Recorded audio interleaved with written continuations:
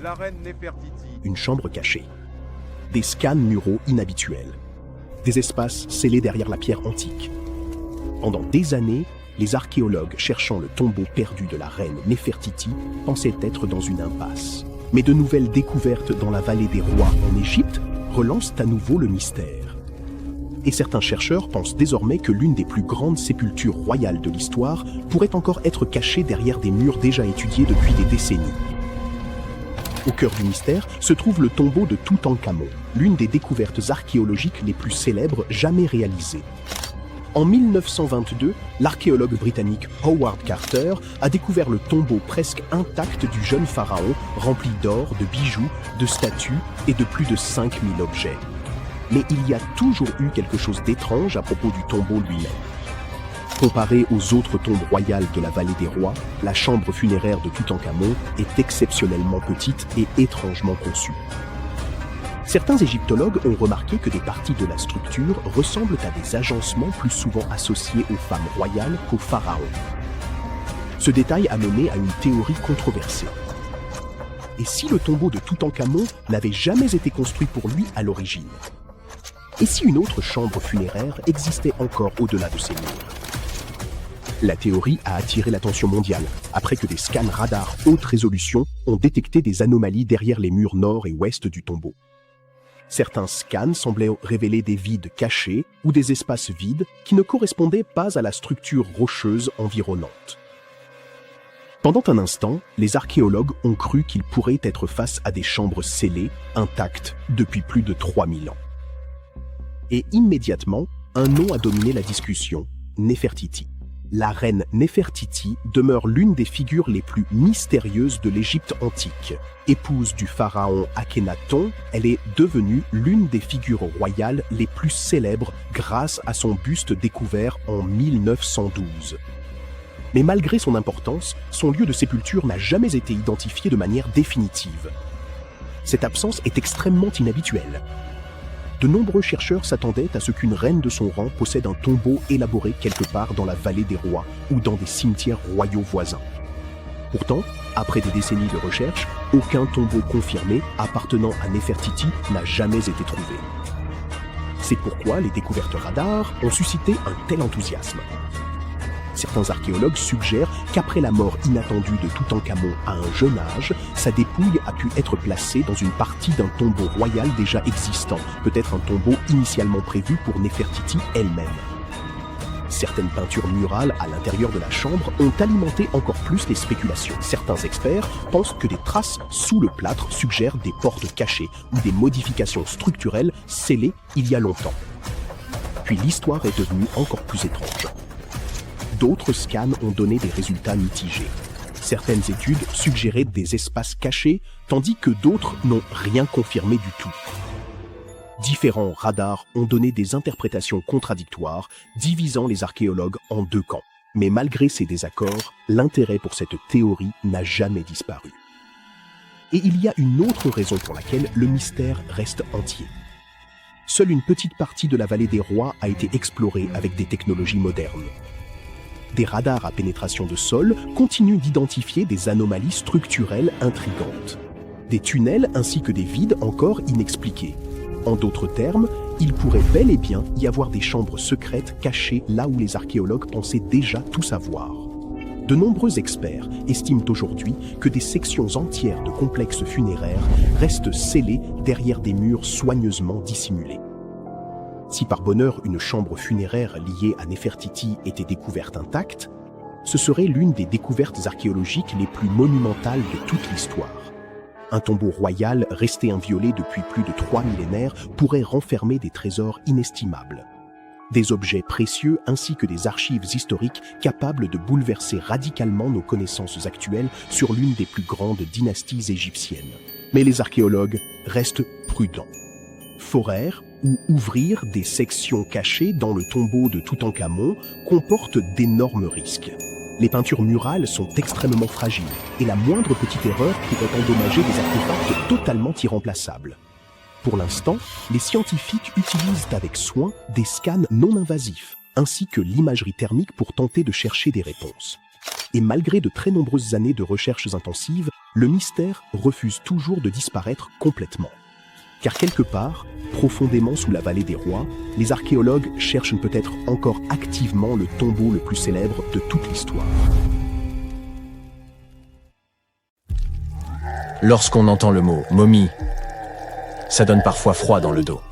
En effet, la plupart d'entre nous associent ce mot à ces personnages effrayants que nous avons vus dans des films d'horreur. En réalité, les momies nous ont permis de comprendre beaucoup de choses sur les civilisations anciennes, sur ceux qui les gouvernaient, et sur la façon dont les gens vivaient à la perte de leurs proches. Les Égyptiens de l'Antiquité, qui croyaient qu'une certaine forme d'existence après la mort était possible si certaines conditions étaient respectées, sont le peuple le plus connu au monde pour ses momies. Ceux-ci préservaient effectivement les corps humains par le biais du processus de momification et plaçaient les momies dans des tombeaux équipés, un peu comme s'il s'agissait d'appartements. Pourquoi ce peuple y croyait-il? Eh bien, parce que la plupart étaient profondément liés à leur environnement naturel. Les Égyptiens étaient pleinement conscients des cycles naturels autour d'eux, comme le lever du soleil chaque jour ou de la lune la nuit, mais aussi de la façon dont la vie renaissait des plantes dans un cycle perpétuel, même à voir faner. Ils croyaient également que le puissant esprit Osiris, qui représentait le cycle de la disparition et de la résurrection, jouait un rôle dans ce processus. Pour se préparer à l'au-delà, les Égyptiens de l'Antiquité suivaient certains rituels, comme la momification, qui consistait à utiliser des éléments aussi variés que le miel, les résines, ou encore l'encens pour préserver les corps. Aucune momie n'est plus célèbre que celle du roi Tut, Toutankhamon. Ce jeune pharaon régna sur l'Égypte il y a plus de 3000 ans.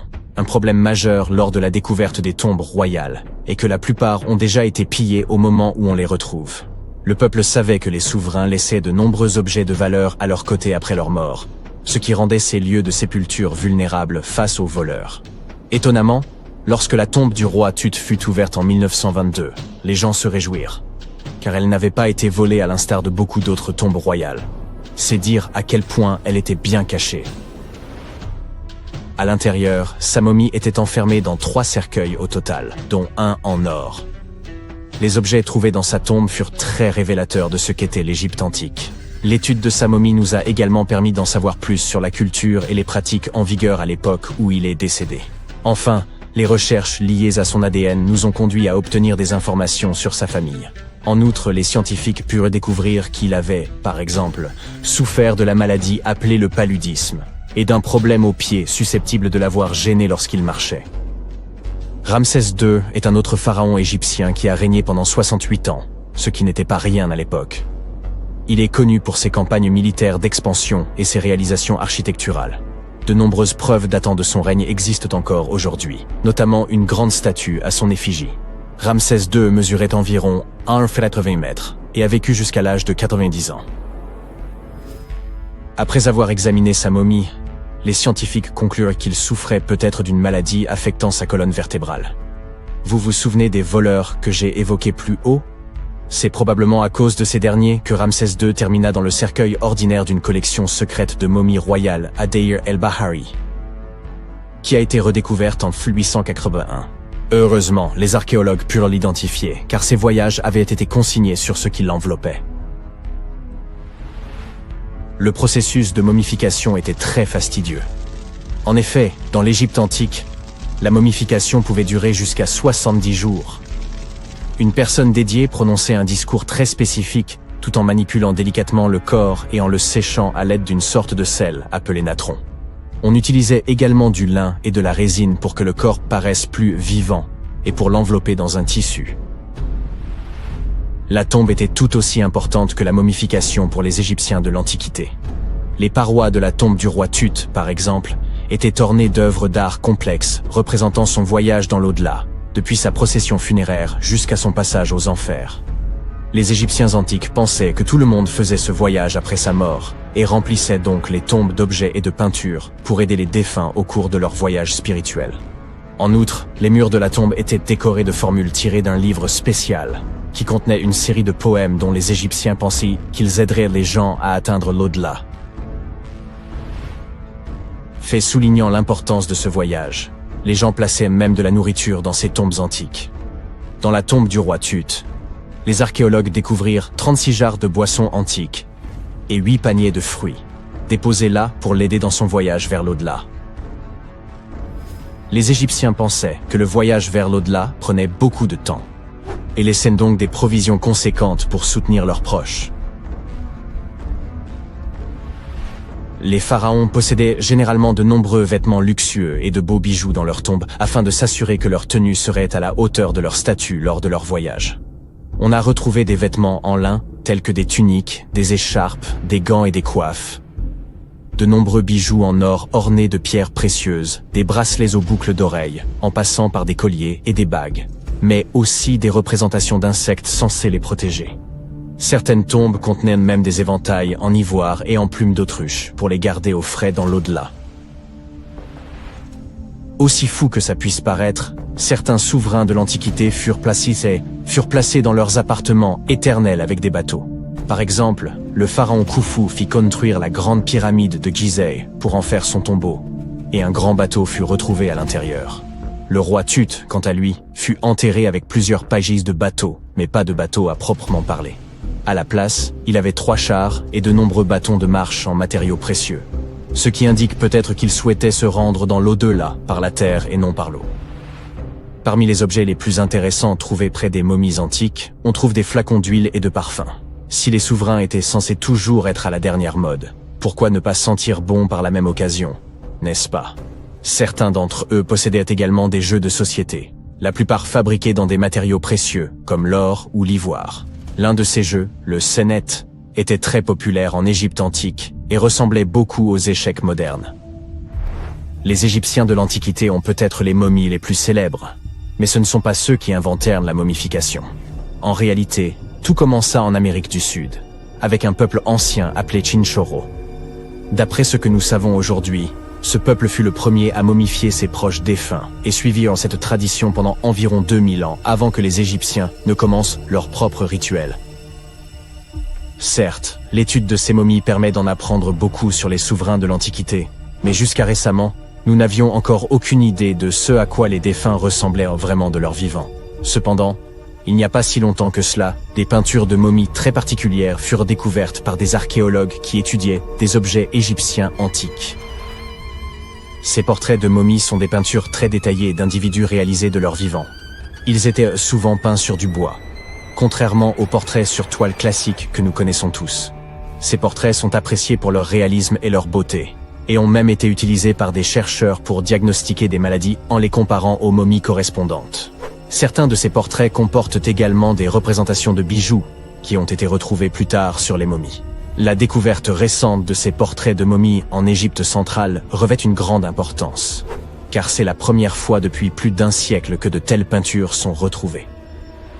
Les momies sont apparues partout dans le monde de manière naturelle. En effet, la momification peut se produire sans que l'homme n'intervienne, en raison de conditions naturelles, par exemple des environnements extrêmement froids ou chauds, des endroits où l'oxygène manque, ou une exposition accidentelle à des produits chimiques qui préservent le corps. Les conditions que je viens de citer ne permettent pas aux bactéries de se développer, ce qui fait que le corps reste plus ou moins intact. Le célèbre Otzi est l'une de ces momies. Nous savons aujourd'hui qu'il s'agissait d'un homme ayant vécu il y a environ 5000 ans en Europe, mais lors de sa découverte dans les Alpes en 1991, les autorités autrichiennes crurent d'abord qu'il s'agissait d'un alpiniste moderne en raison de la bonne conservation du corps. Cependant, après avoir retiré l'homme des glaces du glacier, il fut établi qu'il datait en fait de l'âge du cuivre. Les archéologues égyptiens ont récemment fait une découverte extraordinaire près du Caire. Roulement de tambour, s'il vous plaît. La momie la plus ancienne et la plus complète jamais mise au jour dans le pays. Cette momie, vieille de 4300 ans, a été trouvée dans un ensemble de tombes près de la pyramide à degrés de Djéser, datant de l'ancien empire égyptien. Elle était recouverte de couches d'or. L'équipe a également découvert plusieurs autres tombes, dont une appartenant à un haut dignitaire égyptien et une autre à un gardien des secrets, qui présidait aux cérémonies. Une autre tombe intéressante était celle d'un scribe, qui contenait les plus grandes statues jamais découvertes dans la région. Ce vaste site funéraire abrite également plus d'une douzaine de pyramides et de lieux de sépulture. L'une des momies les plus célèbres au monde est probablement celle d'Hatshepsut. Elle a gouverné l'Égypte pendant environ 20 ans, érigé de nombreux édifices impressionnants et créé de nouvelles routes commerciales. Cependant, lorsque l'archéologue Howard Carter a découvert son tombeau dans la vallée des rois, son sarcophage était vide. Carter a néanmoins trouvé 2 cercueils dans une autre tombe, dont l'un appartenait à la nourrice d'Hatshepsut et l'autre à une femme inconnue. En 2006, une équipe de spécialistes a décidé d'enquêter pour déterminer si cette femme mystérieuse était la reine en personne. Ils ont découvert une molaire dans une boîte en bois portant le nom d'Hatshepsut. Et lorsqu'ils l'ont comparée à la mâchoire de la momie, elle correspondait parfaitement. Ramsès II était un souverain des plus remarquables, mais c'est sa momie, plus encore que ses accomplissements, qui aura finalement marqué l'histoire. Ramsès est considéré comme le pharaon le plus puissant de toute l'Égypte, ayant régné durant pas moins de 6 décennies. Il a également vécu jusqu'à l'âge canonique de 90 ans, ce qui était tout à fait remarquable compte tenu de l'époque à laquelle il vivait. Ramsès II aurait eu plus de 100 descendants, parlé d'une famille nombreuse. À sa mort, son corps fut initialement enterré dans la vallée des rois, mais des pillards tentèrent de dérober les trésors de son tombeau. Ses successeurs, ne pouvant tolérer de tels actes, déplacèrent donc son corps vers un lieu tenu secret pour le protéger. Avance rapide jusqu'au XIXe siècle, quand la momie de Ramsès II fut découverte avec celle d'autres souverains et dignitaires. Cependant, elle n'était pas en très bon état. Les archéologues décidèrent donc de l'envoyer à Paris pour des soins appropriés. Le problème, c'est qu'il ne pouvait tout simplement pas être expédié vers un autre pays. La seule solution fut de donner à Ramsès II un passeport. Sa profession y était indiquée comme « roi », et le document comportait même sa photo. La plupart des momies ne sont pas nécessairement réputées pour avoir une peau très hydratée, mais celle d'une femme originaire de Chine et surnommée Lady Di prouve le contraire. Non, nous ne parlons pas de cette Lady Di, mais d'une marquise remontant à la dynastie Han, découverte dans un tombeau richement décoré en 1971. Grâce aux conditions particulières de son sépulcre, humidité et absence d'oxygène, son corps était presque parfaitement préservé. Sa peau était douce, ses cheveux impeccables, et elle était encore souple. Le musée qui expose aujourd'hui sa momie montre également une multitude d'objets luxueux enterrés avec elle, comme de la vaisselle et des instruments de musique. Les archéologues, en examinant la momie de plus près, découvrirent qu'elle était décédée d'une crise cardiaque vers l'âge de 50 ans. Bien qu'elle ait quitté ce monde depuis plus de 2000 ans, Madame Di continue de fasciner. La momie d'Ötzi, l'homme des glaces, fut découverte dans les Alpes en 1991. Les autorités autrichiennes pensèrent d'abord qu'il s'agissait d'un alpiniste moderne, tant il était bien conservé. Il s'avéra qu'il provenait en réalité de l'âge du cuivre. Grâce à l'étude de sa momie, retrouvée dans un col de montagne à plus de 3000 mètres d'altitude, nous en avons énormément appris sur la vie en Europe durant le Chalcolithique. Par exemple, nous savons qu'il était originaire d'Europe centrale et qu'il consommait régulièrement de la viande. Il souffrait également d'arthrite, de rétrécissement des artères et de troubles intestinaux. Mais il utilisait probablement l'acupuncture et des herbes médicinales pour traiter ses affections. Apparemment, il était aussi très habile de ses outils. Il les avait aiguisés quelques jours à peine avant sa mort prématurée. Peut-être anticipait-il des ennuis? Ou se préparait-il simplement pour une tâche de routine? Le roi Toutankhamon et son histoire figurent parmi les plus célèbres de toutes les momies d'Égypte. Ce pharaon est décédé à l'âge précoce de 19 ans, il y a plus de 3 millénaires, mais sa momie reste l'une des plus emblématiques au monde. Lorsque son tombeau a été ouvert en 1922, l'excitation était à son comble car il était encore intact, contrairement à de nombreux autres tombeaux royaux. Il contenait des sarcophages somptueusement ornés, dont un en or massif. Non seulement le tombeau de Toutankhamon nous a offert un aperçu de l'histoire de l'Égypte ancienne, mais sa momie nous a également beaucoup appris sur l'époque dans laquelle il vivait. L'analyse de son ADN a permis d'identifier ses parents et a révélé que le pharaon souffrait d'une rare maladie osseuse qui aurait pu le rendre invalide. Ginger est probablement l'une des momies les plus fascinantes dont vous entendrez jamais parler.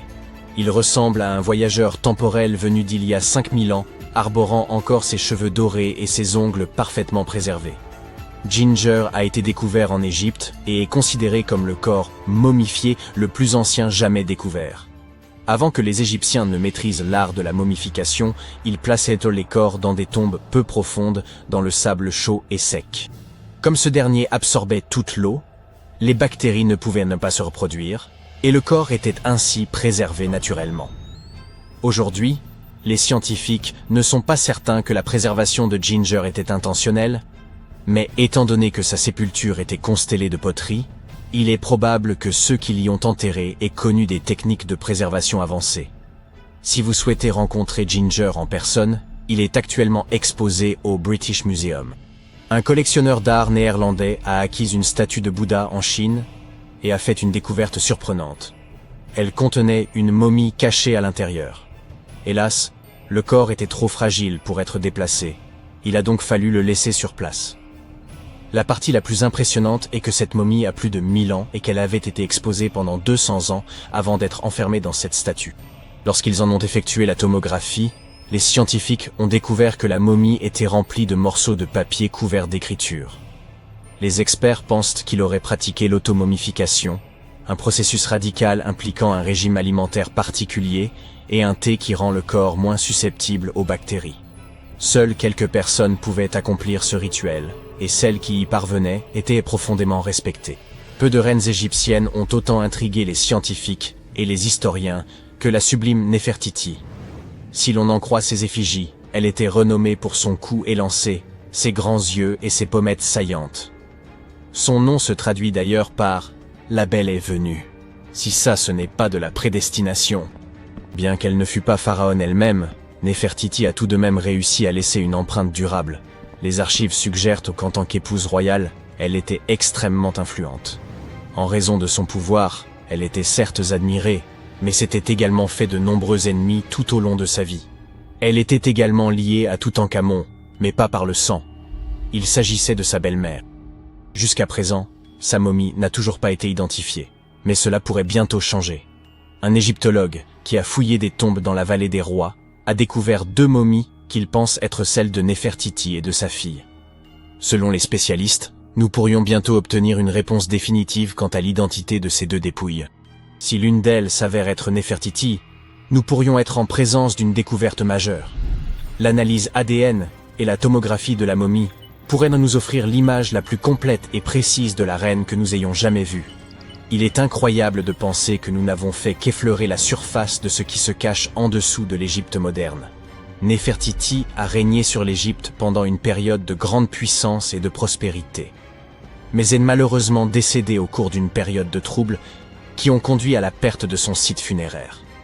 Qui peut vraiment prédire où elle se trouve aujourd'hui? Les égyptologues examinent depuis fort longtemps le moindre centimètre carré du site entourant la Grande Pyramide, mais ils ont pourtant négligé cette étonnante baignoire en granit rose enfouie à quelques kilomètres de là. Voici ce qu'il en est. Ce mystérieux tube ovale qui repose depuis des années à côté de la pyramide de Khéops pourrait prouver que les Égyptiens ont construit les pyramides non seulement à des fins architecturales, mais également pour produire de l'électricité, bien avant Alessandro Volta et Thomas Edison. Le plateau de Gizeh est célèbre pour ses 3 pyramides, celle de Khéops, celle de Képhren et celle de Mykérinos. Mais 2 structures plus petites se trouvent tout près, la grande excavation de Zaouiet El Aryan et la pyramide de Kaba. Certains chercheurs affirment que ces constructions n'ont jamais été achevées, tandis que d'autres pensent qu'elles ont été détruites pour des raisons plus mystérieuses. L'une de ces raisons pourrait être liée à l'utilisation initiale des pyramides de Gizeh. On pense en effet qu'elles servaient à produire de l'électricité. Pour relier ces différents éléments, il faut remonter au début du XXe siècle. C'est à cette époque qu'un architecte et égyptologue italien nommé Alessandro Barsanti décida d'examiner la pyramide de Zaouiet El Aryan. Près du site, il remarqua quelque chose d'inhabituel, des fragments de granit éparpillés. Pour un passant ordinaire, cela aurait semblé insignifiant, mais Barsanti vit tout de suite ce dont il s'agissait. En effet, les Égyptiens de l'Antiquité utilisaient souvent ces sites pour préparer les pierres avant de les transporter vers leur destination finale. La présence de granit sur le sol l'intrigua. Le granit était un matériau plus coûteux que le calcaire généralement utilisé pour les pyramides, ce qui suggérait qu'il avait peut-être été destiné à une structure importante et cachée. À une profondeur de 21 mètres, les archéologues découvrirent peu après un énorme bloc de granit rose. Ils poursuivirent les fouilles et mirent au jour d'anciennes inscriptions gravées dans les pierres. Ils envoyèrent les dessins à des experts, mais personne ne parvint à les déchiffrer. S'agissait-il d'instructions? C'est alors que Barsanti fit sa plus grande découverte. il trouva une cuve ovale sculptée dans du granit rose que l'on avait poli pour lui donner un aspect miroitant. La cuve avait été soigneusement scellée.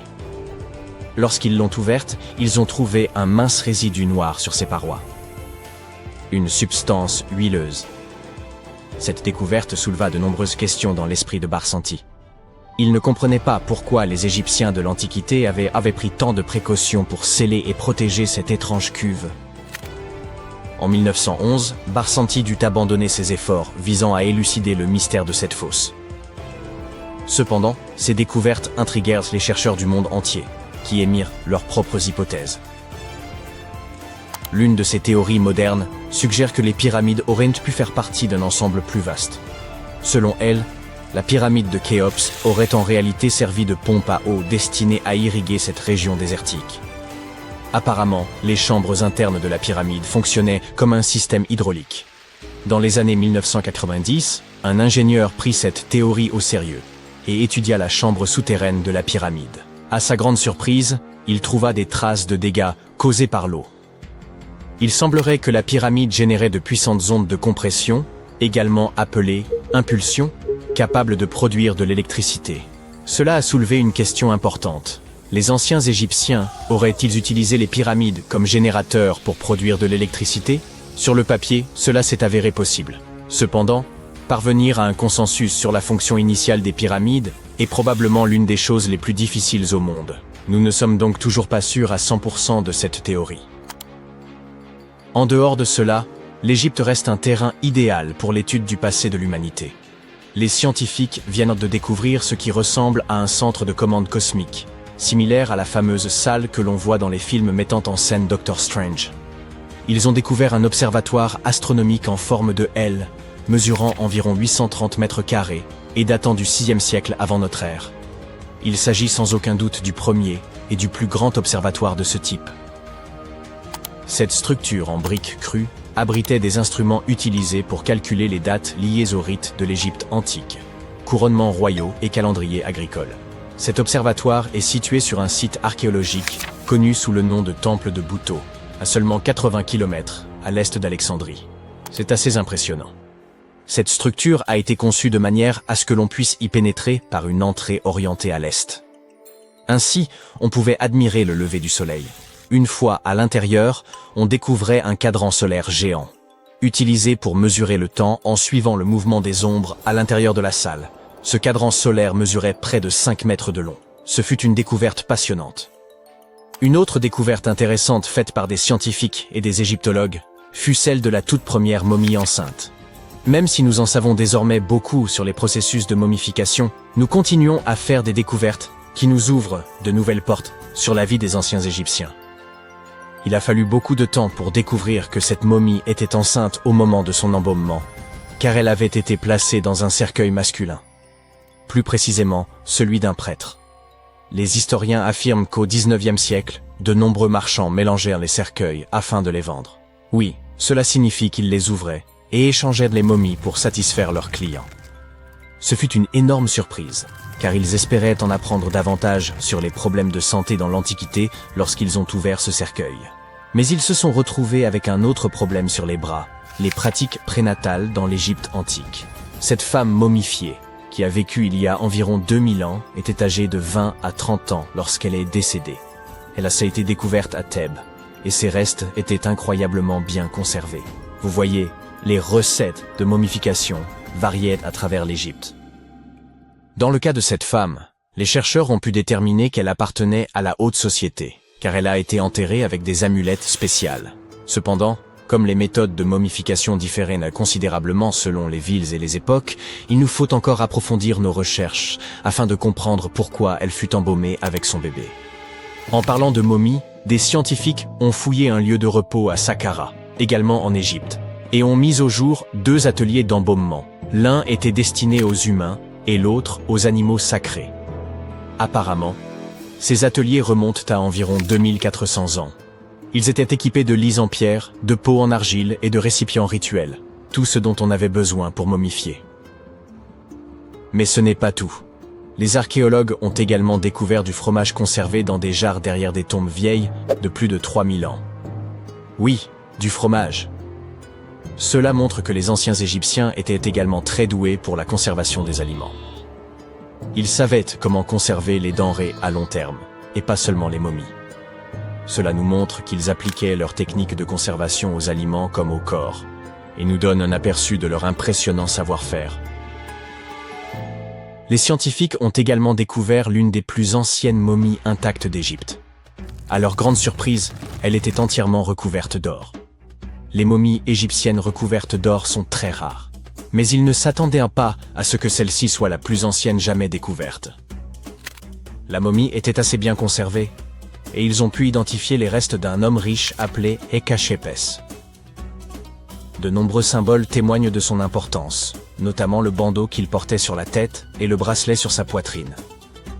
Il était également vêtu d'une tunique et d'une ceinture, ce qui permettait de préserver la belle apparence d'une personne après son décès.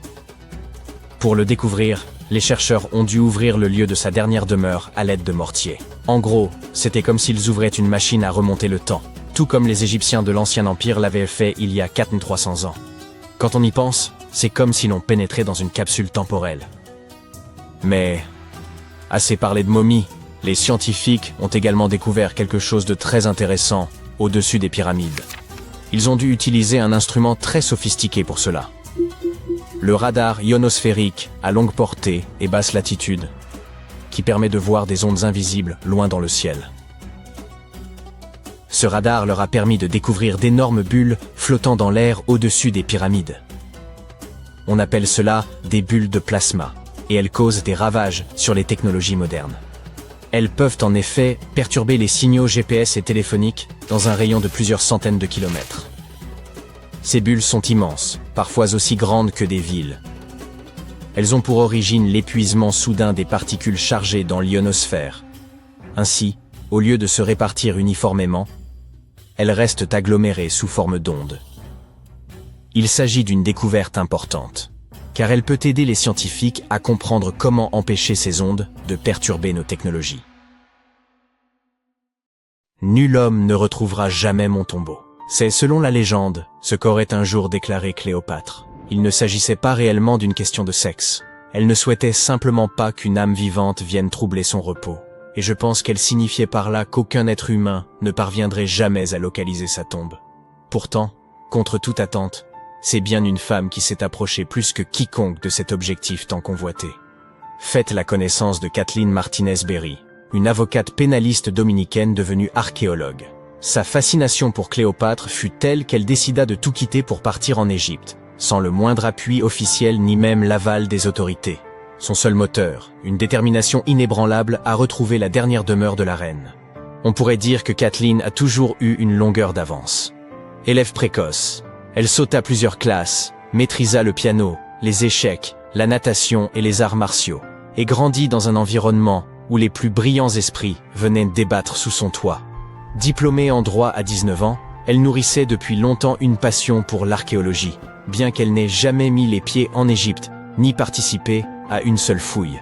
Son obsession pour Cléopâtre remontait à un échange animé avec son père en 1990.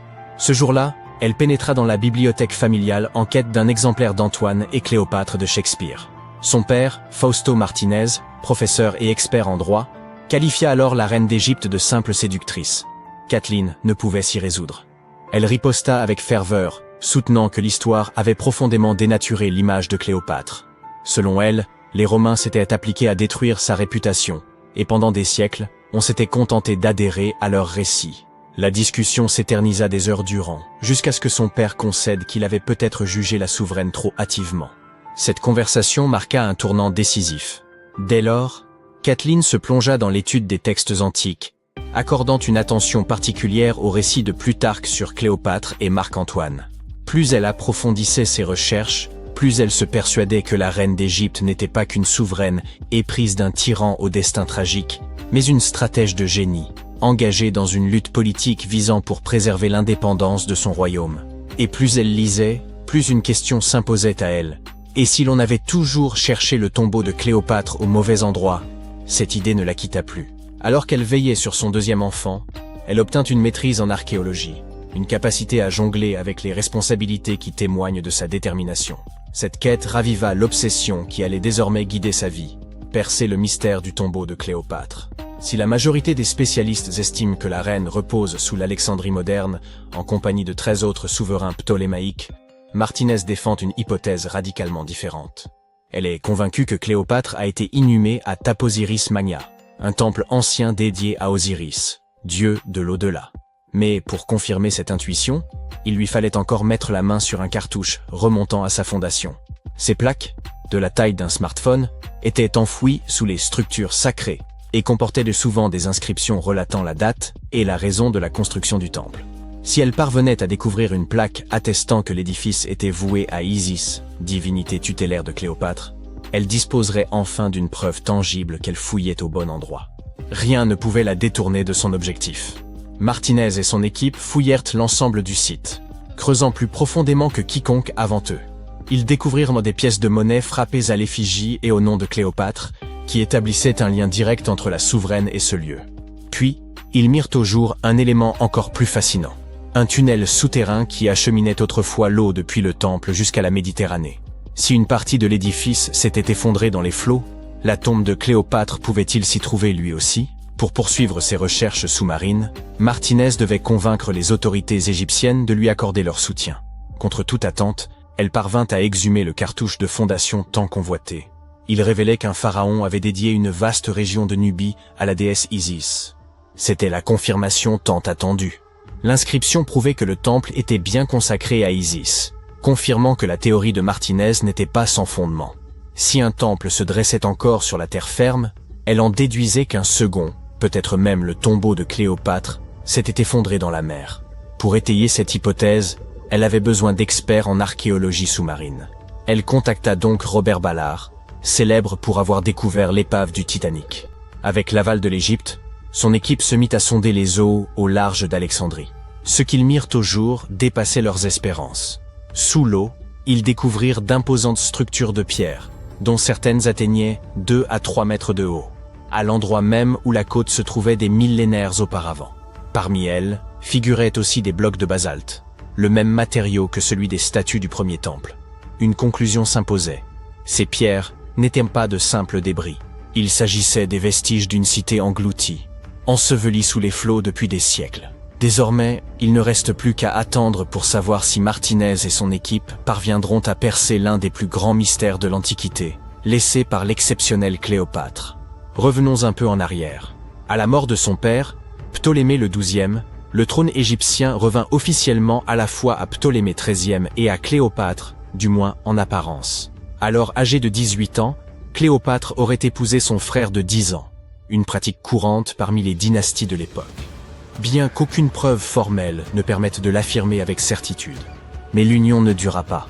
Très vite, le jeune Ptolémée décida qu'il voulait régner seul et chercha à évincer Cléopâtre. Contrainte de fuir l'Égypte, elle ne se contenta pas d'attendre son heure dans l'ombre. Déterminée à reprendre ce qui lui revenait de droit, elle leva une armée. À seulement 21 ans, elle se trouvait déjà dans le désert du Sinaï, à la tête de ses troupes, élaborant son retour triomphal au pouvoir. À cette époque, Cléopâtre entretenait déjà une alliance aussi stratégique que personnelle avec Jules César. En juin 47 avant Jésus-Christ, elle donna naissance à un fils, Ptolémée César, plus connu sous le nom de Césarion, que beaucoup considèrent comme l'enfant de César. Mais cela ne l'empêcha nullement de respecter les traditions royales égyptiennes. C'est ainsi qu'apparut dans sa vie un second époux, son autre frère, Ptolémée XIVe. Oui, malgré sa liaison avec César, Cléopâtre contracta une nouvelle union au sein de sa propre famille, car dans son univers, préserver le pouvoir dynastique était une priorité absolue. Toutefois, son mariage ne changea rien à la solidité de son lien avec César. Cléopâtre se rendit même à Rome aux côtés de Ptolémée XIVe pour une visite d'État. Mais au lieu de loger au palais officiel, elle s'installa dans la villa privée de César, sur les rives du Tibre. Cependant, en 44 avant Jésus-Christ, aux ides de Mars, l'assassinat de César bouleversa l'équilibre politique et mit en péril la position de Cléopâtre. Comme si cela ne suffisait pas, peu de temps après, Ptolémée XIVe trouva la mort.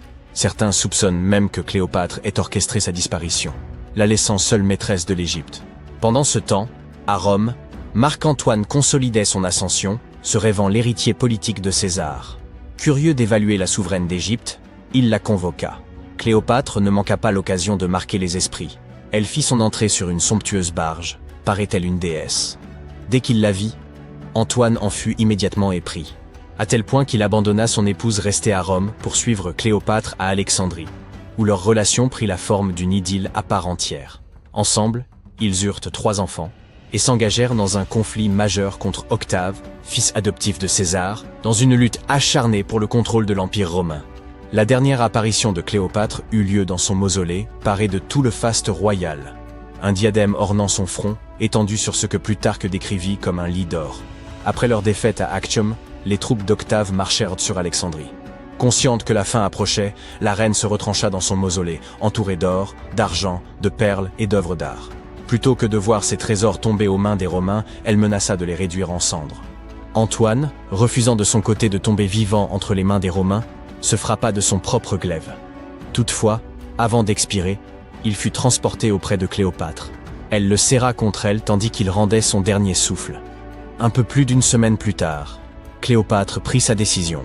Plutôt que de souffrir l'humiliation d'être paradée comme prisonnière d'Octave, elle mit fin à ses jours.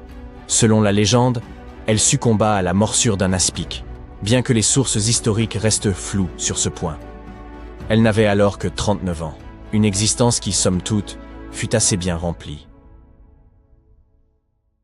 Étonnant. Des scientifiques ont mis au jour une cité enfouie sous les pyramides d'Égypte. Sa taille est vertigineuse, bien au-delà de celle du plus vaste hypermarché que vous puissiez concevoir. Galeries, chambres souterraines, structures verticales. Nul ne saurait dire aujourd'hui à quoi elles servaient. Commençons par le commencement. Des chercheurs italiens et écossais étudiant la pyramide de Képhren ont identifié ce qui semble être des tunnels secrets sous 3 pyramides distinctes. Cette découverte pourrait remettre en question nos connaissances sur l'Égypte antique. L'expédition baptisée Projet Képhren fut dirigée par Corrado Malanga, basé à Pise, et Filippo Biondi, affilié à l'université de Strathclyde, en Écosse. Leur objectif principal consistait à explorer la pyramide de Képhren, la seconde plus grande du plateau de Gizeh. Sous la pyramide de Képhren, les scientifiques ont mis au jour une imposante structure. Serait-ce une ancienne cité souterraine égyptienne? En analysant minutieusement leurs relevés, ils ont conclu que 8 grandes formations verticales, peut-être des puits ou des conduits, se dissimulaient en profondeur. Ces éléments s'étendent sur près de 2000 mètres, l'équivalent de 2 tours Burj Khalifa, et demi-posées à la suite l'une de l'autre. Un indice saisissant de l'ampleur de la découverte. Ces puits descendent également à environ 610 mètres sous terre, ce qui dépasse largement la profondeur des stations de métro les plus profondes au monde, qui excèdent rarement les 120 mètres. De forme cylindrique, ils sont bordés d'escaliers en spirale, évoquant les tours d'un ancien château gothique. Ils mènent à 2 vastes chambres aux contours inhabituels. S'agirait-il de cubes ou de vasques géantes? Chacune semble mesurer plus de 80 mètres de diamètre. Bien que ces structures aient désormais été identifiées, leur fonction première demeure totalement inconnue. Souhaitez-vous une révélation encore plus troublante? L'équipe est convaincue que des accès similaires existeraient sous chacune des 3 pyramides. Autrement dit, elles pourraient être interconnectées par un réseau secret de tunnels, de galeries et de salles enfouies. Et plus bas encore, à près de 1200 mètres sous la surface, d'autres structures, encore non répertoriées, pourraient sommeiller dans les profondeurs. Et cela ne contribue-t-il pas à nourrir le mystère? L'élément le plus saisissant reste peut-être cette hypothèse formulée par certains chercheurs. Les structures dissimulées autour des pyramides de Gizeh pourraient coïncider avec les légendaires salles d'Amonti. Dans la mythologie égyptienne, ce lieu est décrit comme l'ultime étape des mourants, où l'âme, durant 3 jours, est soumise à un jugement rigoureux et affronte ses terreurs les plus profondes. Mais comment les chercheurs ont-ils pu localiser ces cavités invisibles? Pour ce faire, ils ont mobilisé 2 satellites situés à 680 km d'altitude. En dirigeant des ondes radar vers le plateau de Gizeh, ils ont obtenu des images d'une extrême précision, ensuite recomposées, pour former une modélisation tridimensionnelle du réseau souterrain, incluant les puits récemment découverts. Grâce à la technologie radar à synthèse d'ouverture, ou SAR, capable de traverser la roche, l'équipe a repéré 5 petites structures ressemblant à des salles, dissimulées profondément au sein de la pyramide. L'une d'elles contenait un sarcophage que l'on croyait autrefois être celui du pharaon Képhren. Hypothèse qui fut largement admise jusqu'à cette nouvelle analyse. Aujourd'hui, les scientifiques estiment que cette interprétation était erronée. Le tombeau véritable se situerait sans doute ailleurs. Il reste que ces 5 chambres, jusque-là inconnues, furent révélées uniquement grâce aux récentes explorations radar. Elles semblent disposées en plein cœur de la pyramide, reliées par des corridors souterrains qui s'enfoncent dans le plus bas. Certains avancent que ces galeries pourraient mener à d'autres chambres, ou puits dissimulés, possiblement âgés de plus de 4500 ans, et susceptibles d'éclairer les énigmes encore irrésolues des civilisations antiques. Les premières analyses suggèrent que cet espace enfoui est bien plus complexe qu'une simple succession de salles vides. Il se pourrait qu'un grand nombre de structures soient enfouies à proximité des pyramides de Gizeh. Comment l'expliquer ?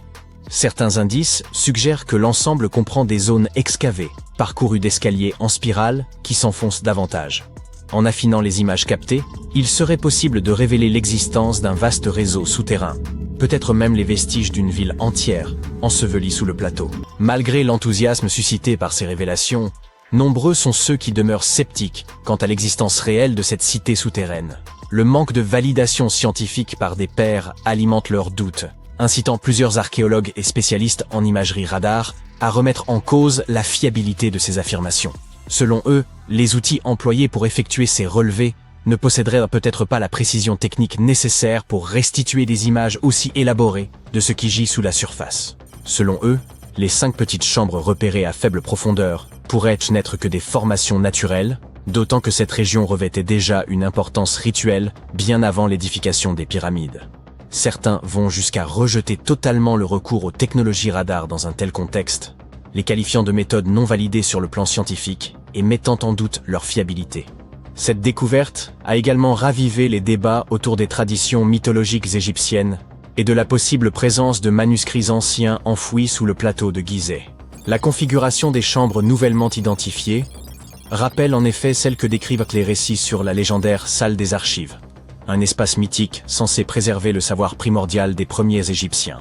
Si cela venait à se confirmer, ces découvertes pourraient bouleverser la perception que l'on a de la topographie sacrée de l'Égypte. En outre, l'existence de cette cité perdue sous la pyramide pourrait constituer une preuve tangible de structures souterraines, jusqu'alors insoupçonnées. C'est pour cela que l'équipe du projet Kephren est impatiente d'entamer les fouilles permettant de vérifier ces hypothèses. Toutefois, obtenir l'aval des autorités égyptiennes constitue un processus ardu. Les résultats devront encore passer l'épreuve d'une évaluation par des spécialistes avant d'être validés par le monde académique. D'ailleurs, cette découverte archéologique fait suite à une autre annonce, celle de la mise au jour d'une structure insolite sous la nécropole royale de Gizeh, que certains chercheurs soupçonnent de ne pas être d'origine naturelle. Grâce à des techniques de télédétection, les archéologues ont mis au jour une étrange structure souterraine en forme de L, enfouie dans le cimetière ouest de Gizeh. Cette section est réputée pour renfermer les tombes de membres de la royauté ainsi que de hauts dignitaires. Nombre de ces sépultures sont surmontées de mastabas, des édifices rectangulaires en pierre ou en briques de limon, coiffés d'un toit plat. Or, en plein centre de cette nécropole, subsiste une portion dépourvue de toute structure visible en surface. Pour examiner cette zone encore inexplorée, les chercheurs ont recours à la tomographie de résistivité électrique, ERT, et au radar à pénétration de sol, GPR. L'ERT repose sur l'injection de courant dans le sol et sur la mesure de leur résistance afin de révéler d'éventuelles anomalies. Quant au GPR, il projette des ondes radar dans le sous-sol pour en dessiner les formes selon les échos obtenus. À une profondeur d'environ 2 mètres, les chercheurs ont détecté une anomalie. Elle semblait correspondre à une structure souterraine en L, mesurant au moins 10 mètres de long. D'après les relevés, il est probable que cette structure ait été remplie de sable après son édification. Cette découverte a conduit les chercheurs à envisager plusieurs hypothèses. Il pourrait s'agir d'un mélange de sable et de gravier, ou peut-être d'une cavité d'air. L'anomalie a été classée comme hautement résistive, ce qui suggère une origine non naturelle. Le professeur Motoyuki Sato, auteur principal de l'étude et enseignant à l'université de Tohoku, souligne que la netteté des contours appuie l'idée d'une structure artificielle. Un autre élément intrigant concernant les pyramides antiques d'Égypte tient à l'idée, longtemps admise par les historiens, qu'elles furent érigées au profit de la royauté et des élites, seules à posséder les moyens nécessaires. Or, des fouilles récentes menées sur le site archéologique de Tombos, situé dans l'actuel Soudan, viennent remettre en cause cette théorie. Il se pourrait que les pyramides de Tombos aient accueilli, aux côtés des élites, les dépouilles de travailleurs de rang modeste. Les membres laborieux des sociétés antiques auraient ainsi pu reposer dans certains des monuments les plus visibles, y compris les pyramides elles-mêmes. Implantées sur les rives du Nil dans l'ancienne Nubie, La localité de Tombos fut annexée par l'Égypte aux alentours de 1400 avant notre ère, lors de sa conquête de la région. Le site fut alors établi dans le but de renforcer la domination égyptienne. On y érigea des pyramides, bien plus sobres cependant que les gigantesques édifices de Gizeh.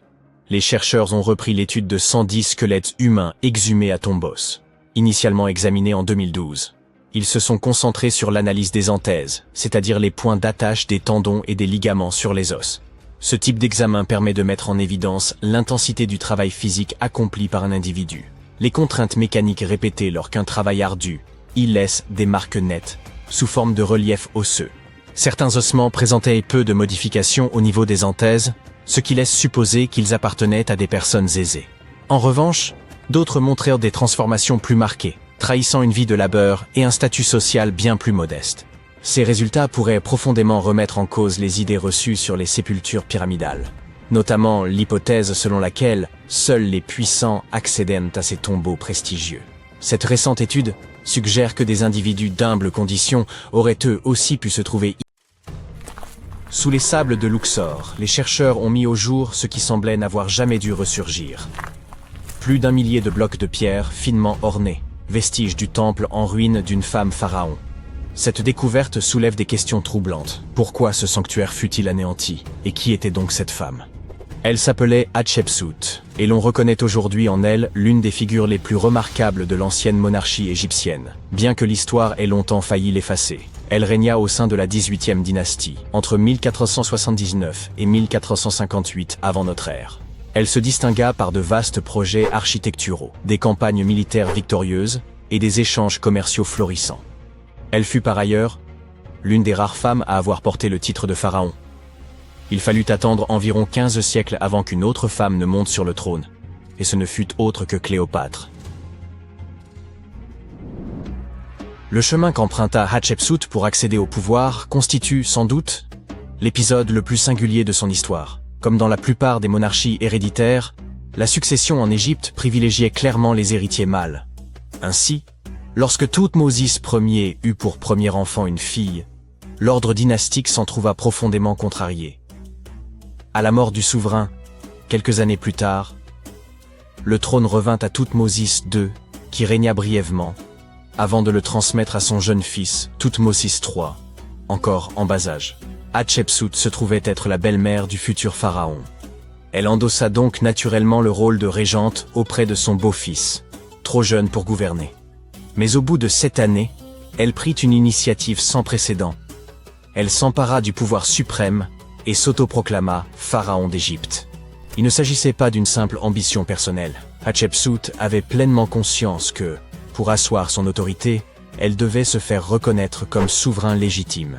Elle adopta donc les attributs royaux dans leur intégralité, y compris la barbe postiche symbolique des pharaons. Statues et hiéroglyphes la représentaient fréquemment en homme, arborant le pagne traditionnel et la coiffe sacrée. Ce n'était toutefois nullement un déguisement.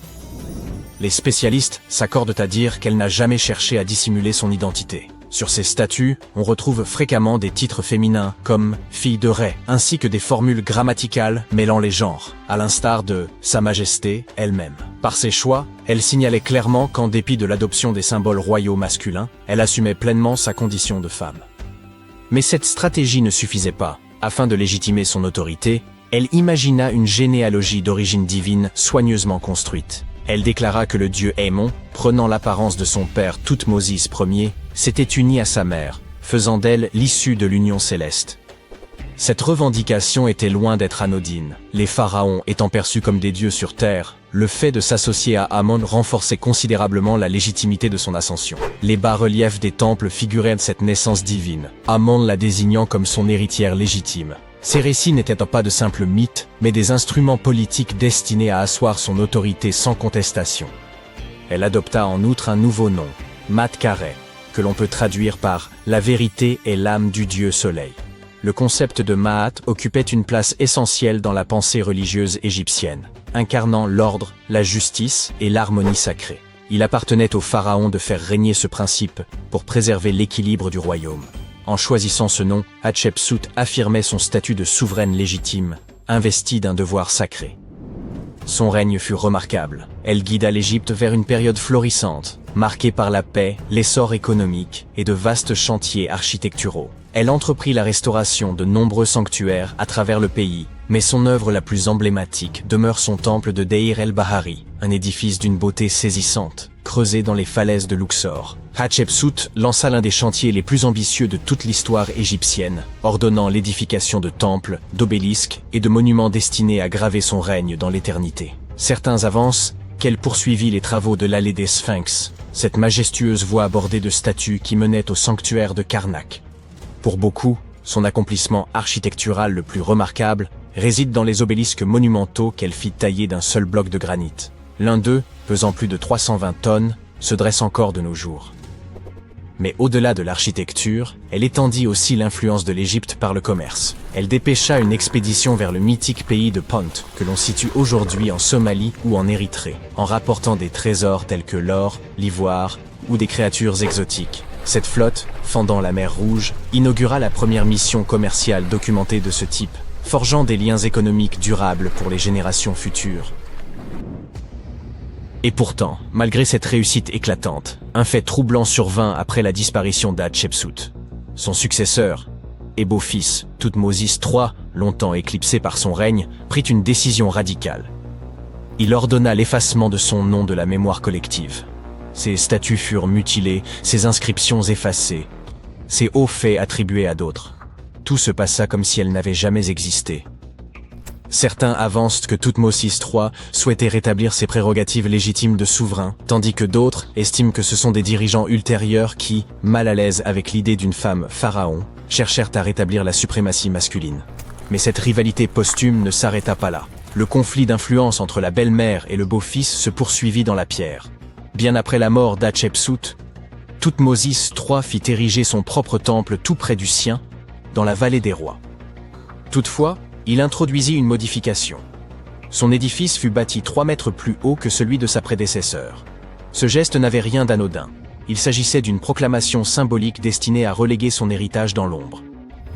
Mais l'histoire en avait décidé autrement. Dès le XIXe siècle, l'héritage d'Hatshepsut commença à refaire surface.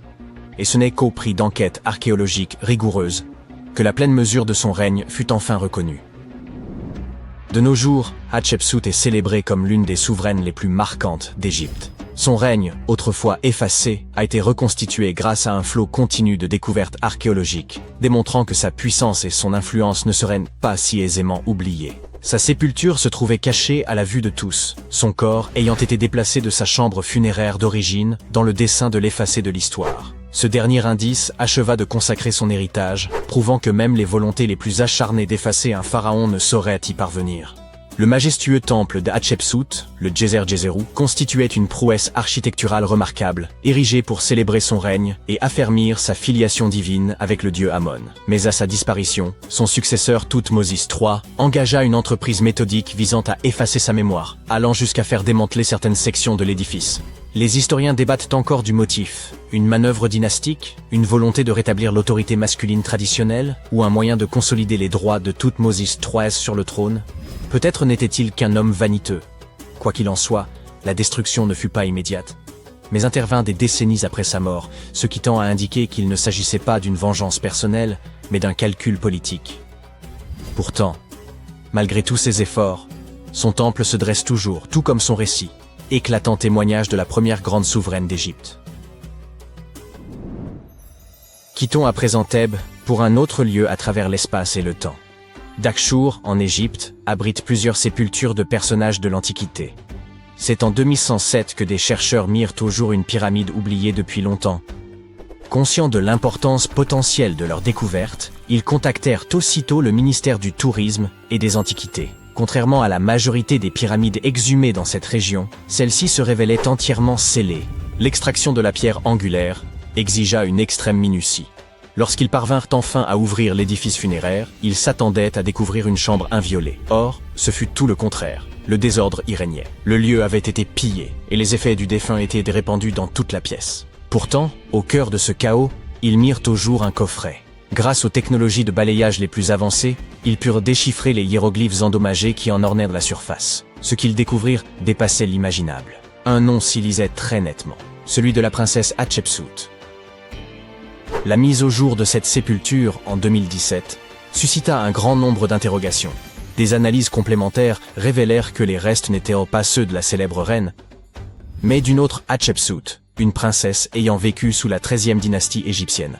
Le fait que sa tombe ait été pillée avant même d'être scellée poussa les chercheurs à s'interroger. Les anciens auraient-ils cherché à dissimuler certaines choses liées à cette princesse? Et comment expliquer qu'il n'existe aucune trace d'elle dans les archives de l'Égypte antique? Oh, restez à l'écoute. Les chercheurs ont mis au jour d'anciens artefacts tout près de la sépulture de Toutankhamon. Il s'avère que ce lieu de repos, supposément réservé à l'élite, s'apparente plus à une nécropole commune, abritant une douzaine de cercueils en bois datant d'environ 3600 ans. D'accord, j'ai peut-être un peu exagéré. Ces 11 tombes ne se trouvaient là pas exactement à côté de celles de Toutankhamon, mais relativement proches, aux abords de la ville de Luxor. Les découvertes récentes dans les sépultures égyptiennes apportent de précieuses indications sur la vie quotidienne dans l'Égypte antique, et contre toute attente, il apparaît que les Égyptiens partagèrent de nombreuses similitudes avec nos civilisations modernes. Les femmes arborent ainsi des parures depuis la nuit des temps, et les archéologues ont exhumé un collier d'une remarquable finesse, composé de 30 perles d'améthyste et de 2 perles d'agate, ainsi qu'un pendentif en forme de tête d'hippopotame, probablement très prisé à l'époque. Les chercheurs ont également découvert 2 miroirs en cuivre, l'un doté d'un manche sculpté en forme de lotus, l'autre orné de la déesse Hathor, associée au ciel, à la féminité, à la fertilité et à l'amour. Ces fouilles récentes aux abords du tombeau de Toutankhamon ont révélé une découverte saisissante. Pour la première fois depuis des millénaires, des vestiges du temple funéraire de la reine Hatshepsut ont été mis au jour. Essayez donc de le répéter rapidement 10 fois. Finalement, oubliée. Considérée comme la 2e femme à avoir régné en tant que pharaon, cette souveraine exerça son pouvoir avec courage et sagesse, laissant un héritage aussi durable que la pierre. Son temple, enfoui durant des siècles, constitue désormais une fenêtre précieuse sur une époque marquée par les intrigues et la ferveur spirituelle. Les archéologues ont exhumé plus de 1000 blocs de pierre richement ornés en périphérie du temple funéraire d'Hatshepsut. Peu de femmes réussirent à accéder au trône dans l'Égypte antique. À proximité, une autre tombe a été découverte. Elle appartenait à Djehutimès, intendant du palais de la reine Tétichéri. La reine Hatshepsut semble avoir bien plus de tombes, ou plutôt d'atouts, cachés dans sa manche. Contrairement aux pyramides, ces tombes ont été directement creusées dans la roche, illustrant une approche singulière de la préservation de l'âme dans l'au-delà. Les fouilles ont permis d'exhumer plusieurs objets anciens fascinants. Des jouets en argile, des masques de momies, des scarabées ailés et quelques amulettes. Malheureusement, il est probable que bien d'autres artefacts aient disparu au fil des siècles, car des visiteurs moins scrupuleux que les archéologues ont exploré le site avant eux. Il y a fort à parier que des pillards aient mis la main sur certaines pièces de grande valeur. Pourtant, ils ont laissé derrière eux quelques vestiges intéressants pour les chercheurs, notamment des poteries destinées aux offrandes de pain et de viande, ainsi que des arcs, suggérant un lien entre les propriétaires de ces tombes et l'armée égyptienne. En parlant de protection de l'âme, elle est bien plus essentielle qu'on ne pourrait le croire, surtout lorsqu'on se promène aux abords de Luxor à la recherche de secrets enfouis. Vous n'êtes pas du genre à craindre la malédiction de Toutankhamon, n'est-ce pas? Laissez-moi vous raconter ce qui est arrivé à ceux qui l'ont bravé, mais n'allez pas tout prendre au pied de la lettre. Pendant des années, certains égyptologues, en particulier ceux qui prêtaient foi au paranormal, ont été convaincus qu'une malédiction pesait sur les découvertes liées à Toutankhamon. Cette croyance prenait racine dans la mort brutale et inexpliquée de plusieurs membres de l'équipe ayant exhumé son tombeau en 1922. Puisqu'aucune explication scientifique évidente ne justifiait ces décès, il était plus simple de les attribuer à une force surnaturelle et d'éviter de se poser davantage de questions. Or, il semble que cette fameuse malédiction ne soit qu'un mythe. En réalité, ces décès pourraient être liés à l'exposition à des radiations mortelles. Mais d'où provenait-elle? Après tout, si la radioactivité fut découverte au XIXe siècle, il est difficile d'imaginer que les anciens Égyptiens aient eu accès à du radium pour illuminer le tombeau de Toutankhamon d'une lueur inquiétante. Alors, quelle est la véritable explication? Il se pourrait que des déchets toxiques soient à l'origine de ces morts mystérieuses. Des niveaux élevés de radiation issus de l'uranium et d'autres substances dangereuses auraient été piégés dans le tombeau depuis plus de 3000 ans. D'ailleurs, il se murmure que la chambre funéraire de Toutankhamon contiendrait encore aujourd'hui des taux de radiation si élevés que toute personne y pénétrant risquerait de développer une maladie incurable due à tant d'exposition. Et si cela vous semble exagéré, dites-vous que vous pourriez frôler un niveau de contamination similaire si vous laissez moisir des restes de nourriture au fond de votre frigo pendant un mois. Toutefois, cette radioactivité ne se limite pas au tombeau de Toutankhamon. La recherche d'artefacts égyptiens est proprement fascinante mais tout aussi périlleuse. De nombreuses tombes de l'Ancien Empire affichent des niveaux de radiation anormalement élevés. Les compteurs Geiger ont détecté des radiations sur 2 sites proches des pyramides de Gizeh, et du radon, un gaz radioactif, a été relevé dans plusieurs tombes souterraines de Saqqara. Il est probable que les bâtisseurs de ces sépultures aient eu conscience de ces toxines. Des avertissements gravés sur les murs mettent en garde contre une mort inévitable pour quiconque ose profaner ces lieux.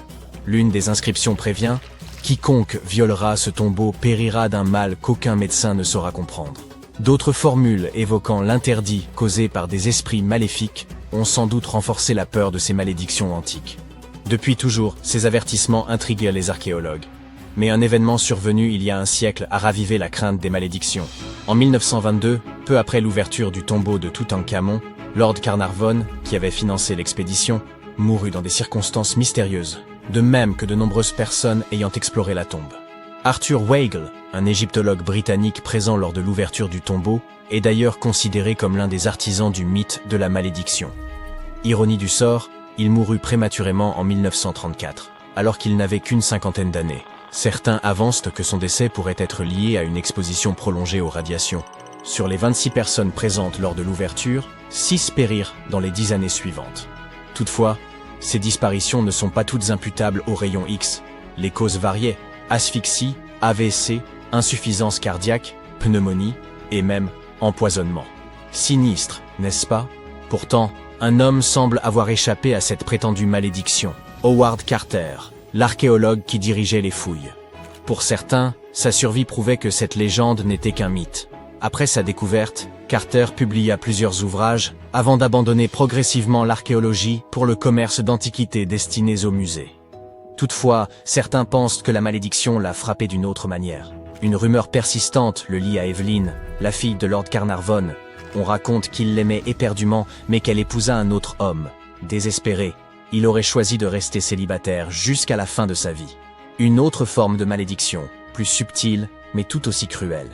D'autres ont affirmé qu'ils avaient eu une liaison durant son séjour en Égypte, mais que tout s'était terminé avec la mort de son père et son départ définitif du pays. Néanmoins, ces récits manquent de preuves. Evelyn n'avait que 6 ans lorsqu'ils se sont rencontrés, et leur relation est restée cordiale jusqu'à la fin. Présente à ses funérailles, elle faisait partie des rares invités, mais elle a nié toute romance, affirmant qu'ils n'étaient pas si intimes. 1 an après la découverte de la tombe de Toutankhamon, Evelyn épousa le politicien Sir Brograve Beauchamp et eut une fille. Cette même année, Beauchamp visita la sépulture avec ses parents, sous la conduite de Carter. Ce dernier ne se maria jamais, et, hormis ses spéculations posthumes autour d'Evelyn, aucune autre relation amoureuse ne lui fut attribuée. Si la légende de la malédiction ajoute une touche intrigante à son histoire, son tempérament distant vis-à-vis des relations était déjà évident bien avant l'ouverture du tombeau. Carter n'était tout simplement pas quelqu'un de sociable. En 1939, après un long combat contre la maladie, il finit par succomber. Il avait 64 ans, une espérance de vie tout à fait ordinaire au Royaume-Uni à cette époque, si bien que personne ne jugea sa mort suspecte ni ne l'associa à une quelconque malédiction. À son décès, on découvrit que plusieurs artefacts du tombeau de Toutankhamon étaient en sa possession, dans son appartement londonien. Ceux-ci furent finalement restitués à l'Égypte, événement que certains interprétèrent comme la conclusion de la malédiction. Peut-être que s'il n'avait pas conservé ses souvenirs chez lui, il aurait vécu bien plus longtemps. Quant aux autres décès, ils conservent une part de mystère. La théorie de la malédiction a sans doute été renforcée par des événements troublants survenus lors des fouilles. Carnarvon développa une grave infection après une simple piqûre de moustique. Et au moment de l'ouverture du tombeau, le Caire connut une panne de courant inexplicable suivie d'une tempête de sable. En Angleterre, le chien de Lord Carnarvon, Suzy, s'échappa de la demeure et se mit à aboyer frénétiquement, sans raison apparente, du moins si l'on en croit les témoins. Plus étrange encore, au moment exact où son maître rendit son dernier soupir, l'animal poussa un hurlement avant de s'effondrer, inerte. Peut-être que les radiations n'ont finalement joué aucun rôle, et que les anciens artefacts du tombeau de Toutankhamon étaient réellement porteur du... Que fait un bateau au beau milieu du désert? On s'attendrait plutôt à retrouver un navire près des côtes. Cette question a préoccupé les archéologues pendant des décennies. En 1988, une tempête s'est abattue près de l'un des sites archéologiques majeurs de l'Égypte ancienne. Une structure en bois est alors apparue, dégagée des sables. Elle avait été rongée par les termites, mais les scientifiques étaient résolus à percer son mystère. En l'an 2000, les fouilles ont débuté à proximité d'Abydos, et une équipe d'experts américains a rapidement découvert un bateau de 21 mètres de long. Cependant, cette découverte n'était pas isolée, puisqu'ils ont mis au jour 14 autres embarcations, soigneusement alignées les unes à côté des autres. L'état de ces navires a rendu leur extraction complète impossible, mais, heureusement, le bois était suffisamment bien préservé pour y prélever un échantillon. Les analyses ont révélé que ces bateaux dataient d'environ 5000 ans, faisant ainsi de cette flotte la plus ancienne de l'histoire humaine connue à ce jour. La période de leur construction remonte à 5 siècles, avant l'édification des pyramides de Gizeh. Chaque navire était abrité dans une chambre voûtée, parfaitement adaptée à ses dimensions. Cette pièce mesurait environ un tiers de la taille d'un court de tennis et était entourée de murs en briques de boue, ornés de plus de 120 représentations de bateaux. Ces dessins avaient été incisés sur des murs blanchis à la chaux, remarquablement préservés au fil du temps. Les scientifiques sont au fait de l'existence de ces chambres mystérieuses depuis plus d'un siècle, période durant laquelle un archéologue britannique, Arthur Weigall, a découvert une structure intrigante à l'ouest du Nil. Son équipe a eu un aperçu des murs intérieurs, mais une partie du toit s'est malheureusement effondrée, les contraignant à interrompre leur exploration. Bien que les chercheurs aient abandonné le site, son emplacement a continué d'être inscrit sur les cartes. La position des bateaux a d'abord amené les scientifiques à penser qu'ils se trouvaient sur une rive du Nil. Cependant, cette théorie présentait une faille. Actuellement, le fleuve s'écoule à près de 11 km à l'ouest d'Abydos. Des recherches supplémentaires sur le terrain environnant ont révélé que le Nil n'avait pas changé de cours au fil de l'histoire.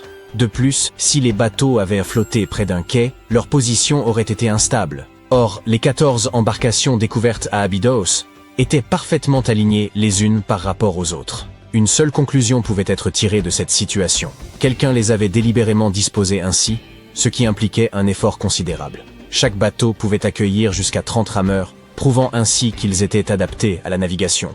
Il ne s'agissait pas de simples maquettes, mais les chercheurs doivent encore déterminer s'ils ont effectivement navigué sur des étendues d'eau de l'Égypte ancienne.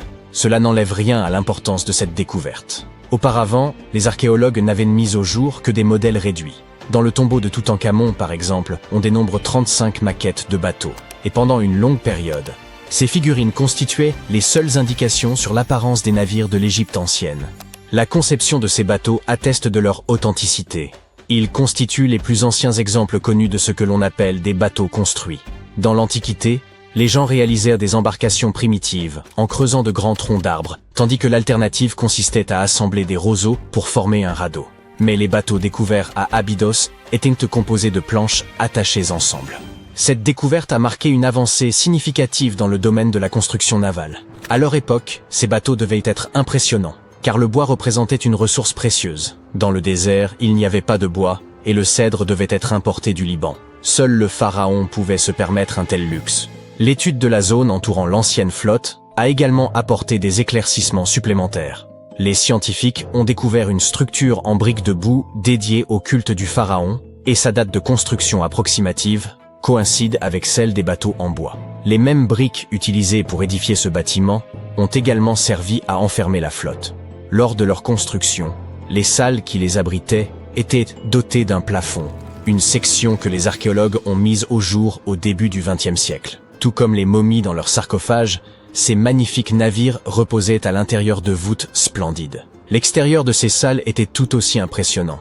À l'origine, les murs extérieurs étaient revêtus d'un enduit en calcaire blanc qui avait la capacité de réfléchir la lumière. Sous les rayons du soleil désertique, la structure abritant les bateaux devait resplendir à des kilomètres à la ronde. Les bâtisseurs égyptiens anciens ont employé la même méthode pour recouvrir les pyramides 5 siècles plus tard. Aujourd'hui, leur surface apparaît en dents de scie, mais cela n'a pas toujours été le cas.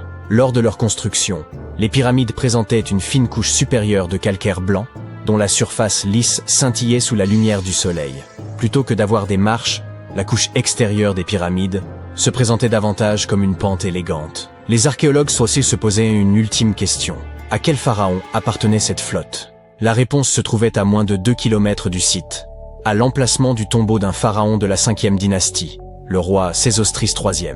La période et le style de construction de ce dernier coïncidaient avec ceux des chambres contenant les bateaux. La fin de son règne pourrait expliquer comment ces embarcations ont fini en plein désert. Il est probable que le pharaon soit mort dans le nord de l'Égypte, puis que son corps ait été transporté le long du Nil jusqu'à Abydos, dans une majestueuse procession de bateaux décorés. Les vaisseaux furent ensuite descendus dans des chambres situées près du lieu de dernier repos de leurs propriétaires, ce qui revêtait une signification symbolique. Dans la croyance des anciens Égyptiens, les navires occupaient une place centrale. Leur divinité suprême, le dieu Ré, parcourait le ciel durant la journée sous la forme du soleil, tandis que la nuit, il naviguait à travers le monde souterrain dans une barque solaire. Le pharaon s'identifiait à Ré, ce qui expliquait son besoin d'embarcation dans l'au-delà. Elle représentait le seul moyen de se régénérer, tout comme le soleil se lève chaque jour à l'horizon. Cette croyance perdura pendant des millénaires. Un pharaon emblématique, Khéops, possédait également un navire, découvert par des scientifiques en 1954 à proximité de sa pyramide à Gizeh. Ce dernier est environ 4 siècles plus récent que la flotte d'Abydos, mais le bateau de Khéops était presque 2 fois plus long. La grande pyramide de Gizeh et le tombeau de Toutankhamon figurent parmi les découvertes archéologiques les plus célèbres d'Égypte. Pourtant, de nombreux secrets demeurent enfouis sous les sables infinis du Sahara. Récemment, en 2020, des archéologues ont mis au jour une ville perdue, qualifiée de plus importante découverte depuis celle du tombeau de Toutankhamon en 1922. La ville d'Aton, âgée d'environ 3000 ans, suscite l'espoir des historiens d'obtenir un aperçu de la vie quotidienne des anciens Égyptiens. L'archéologue et égyptologue renommé Zahi Hawass a décrit ce site comme une cité d'or oubliée. Aton se situe à environ 500 km au sud du Caire, la capitale égyptienne, et se trouve à proximité de la célèbre vallée des rois. Les archéologues ont d'abord découvert des sections de murs en briques de boue qui s'étendaient dans toutes les directions. Puis, ils ont mis au jour des pièces complètes contenant des outils du quotidien. L'équipe de fouilles a également révélé une boulangerie, un quartier résidentiel et un district administratif, tous datant de l'époque où la civilisation égyptienne était à son apogée. Ils ont également été les pionniers dans la fabrication d'objets en fer.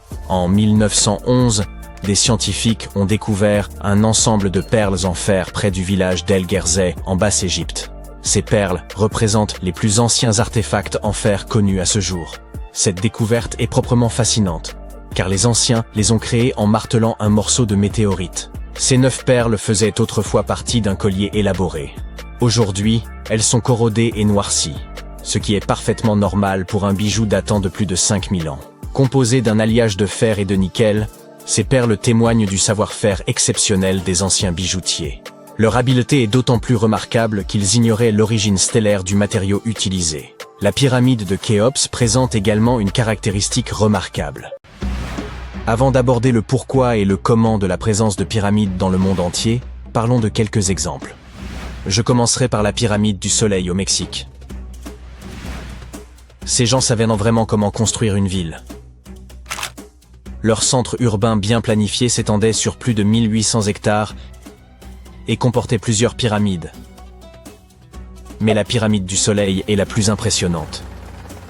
Cette structure gigantesque a été édifiée en l'an 100 de notre ère et est l'une des plus grandes constructions de ce type dans tout l'hémisphère occidental. Elle s'élève à 66 mètres au-dessus du sol. Si vous vous retrouvez un jour dans cette ancienne cité, vous ne pourrez pas manquer la pyramide du Soleil. Elle se trouve juste à l'est de l'allée des Morts, la principale rue nord-sud de la ville. Pour construire cette incroyable pyramide, environ 765 000 mètres de matériaux ont été utilisés, dont une roche volcanique rouge appelée Tézontl. Impressionnant, non ? Nous en savons assez peu sur ceux qui ont construit cette pyramide et sur sa fonction. Mais les archéologues pensent qu'il y avait autrefois un temple à son sommet. Dans les années 70, ils ont découvert un certain nombre de tunnels et de mystérieuses salles dans son sous-sol. En 2011, ils ont même trouvé une cachette contenant des pots en argile, des morceaux d'obsidienne, des os d'animaux, des figurines humaines et même un masque. Qui sait quels autres secrets se cachent dans cette pyramide ? Si vous décidez de la visiter, vous devrez gravir les 248 marches inégales qui se trouvent sur sa face ouest. N'allez pas trébucher. Le Soudan a aussi ses pyramides. Les pyramides nubiennes ne sont pas aussi grandes que celles d'Égypte, mais il y en a quand même environ 200. Ces anciennes pyramides ont abrité pendant près de 1000 ans les tombes des pharaons du royaume de Méroé, qui régnait sur l'Égypte de la Nubie à la mer Méditerranée. Les pyramides de Méroé ont été construites en granit et en grès rougeâtre. Et saviez-vous que le Soudan possède plus de pyramides anciennes que l'Égypte ? Les pyramides couchites témoignent de l'architecture indigène et des traditions funéraires des royaumes de Napata et de Méroé en Nubie, que l'Égypte ancienne a influencé. Méroé, où ont été enterrés plus de 40 reines et rois, est le site pyramidal nubien le plus étendu.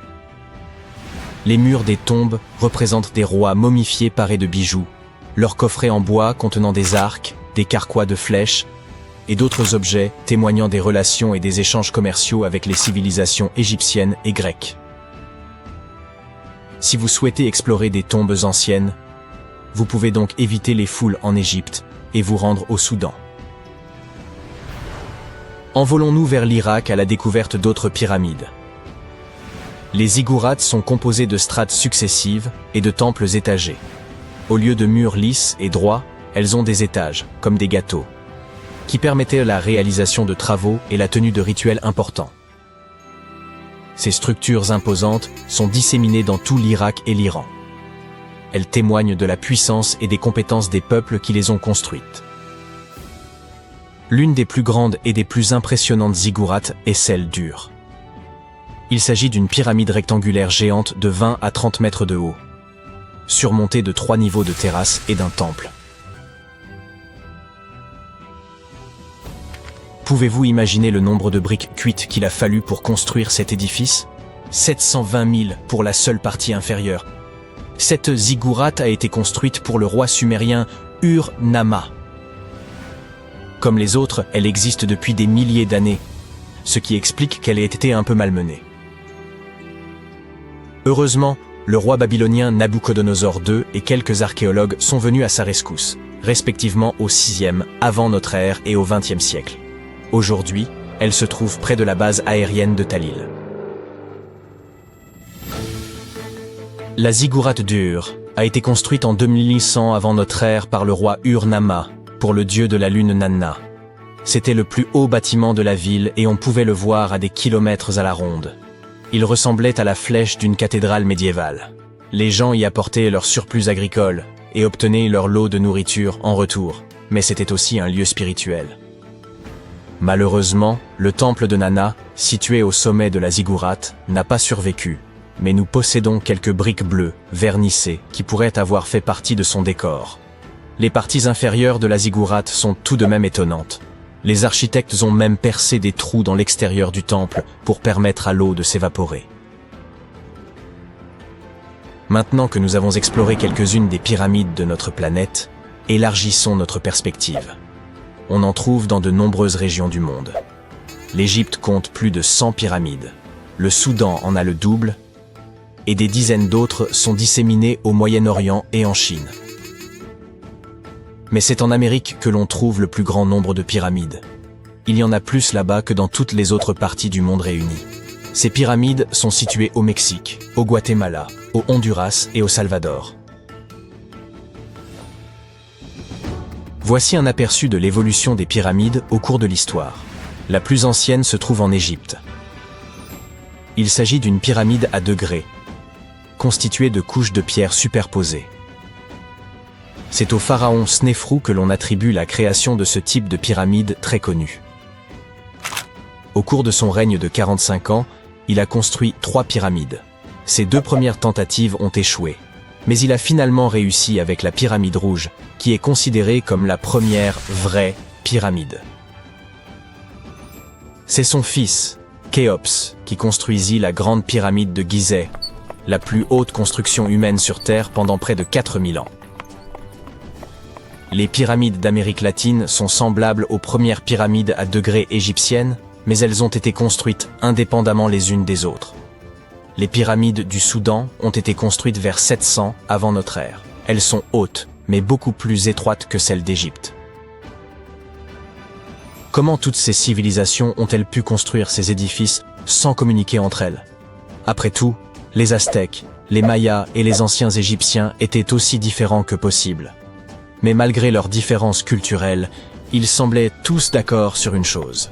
Les pyramides étaient plutôt cool. Les pyramides à degrés sont présentes dans le monde entier parce que c'était le type de structure le plus pratique et le plus stable. Elles pouvaient être construites en hauteur sans matériaux légers comme le bois ou le métal. La forme triangulaire avec une base carrée est extrêmement stable comparée à une structure cubique qui nécessiterait plus de matériaux pour une hauteur moindre. En ce qui concerne la conception des pyramides, celle d'Égypte ressemblait à des triangles géants avec une base carrée, des côtés lisses et un sommet pointu. En revanche, les Aztèques et les Mayas ont préféré l'aspect d'un gâteau à étages, avec des marches menant à une plateforme au sommet. Ainsi, bien que toutes ces pyramides aient la même base, elles ont chacune leur propre style. Chaque groupe a construit ces pyramides en utilisant des inclinaisons, des techniques et des matériaux différents. Ainsi, même s'ils se sont parfois inspirés du travail des autres, ils sont restés originaux. Les pyramides égyptiennes avaient des faces lisses et inclinées conçues pour favoriser l'ascension de l'âme du pharaon. La pyramide du soleil a été construite au-dessus de grottes qui servirent de passage aux divinités. Les Mayas ont construit le temple de Kukulkan à Chichén Itzá pour honorer cette divinité que l'on représente généralement sous la forme d'un serpent. Surnommé El Castillo, il comporte 91 marches de chaque côté ainsi qu'une plateforme, soit 365 marches, une pour chaque jour du calendrier maya. Dites-moi les amis, comment les pyramides ont-elles été conçues? Pour commencer, ce sont des humains qui les ont construites, et non des extraterrestres débarqués sur Terre en soucoupe volante. Vous voyez, une chose que toutes les pyramides ont en commun, c'est qu'elles ont été bâties sans outils avancés, et parfois même sans roues. Les ouvriers, qualifiés ou non, étaient nombreux, ainsi que les architectes. Par exemple, on estime qu'il fallut 20 000 personnes pour la grande pyramide de Gizeh, et que la plupart étaient de fins artisans. La construction d'une pyramide était une entreprise de grande envergure qui nécessitait des années de planification et d'efforts. Celle de Cholula, au Mexique, a nécessité 600 ans de travail.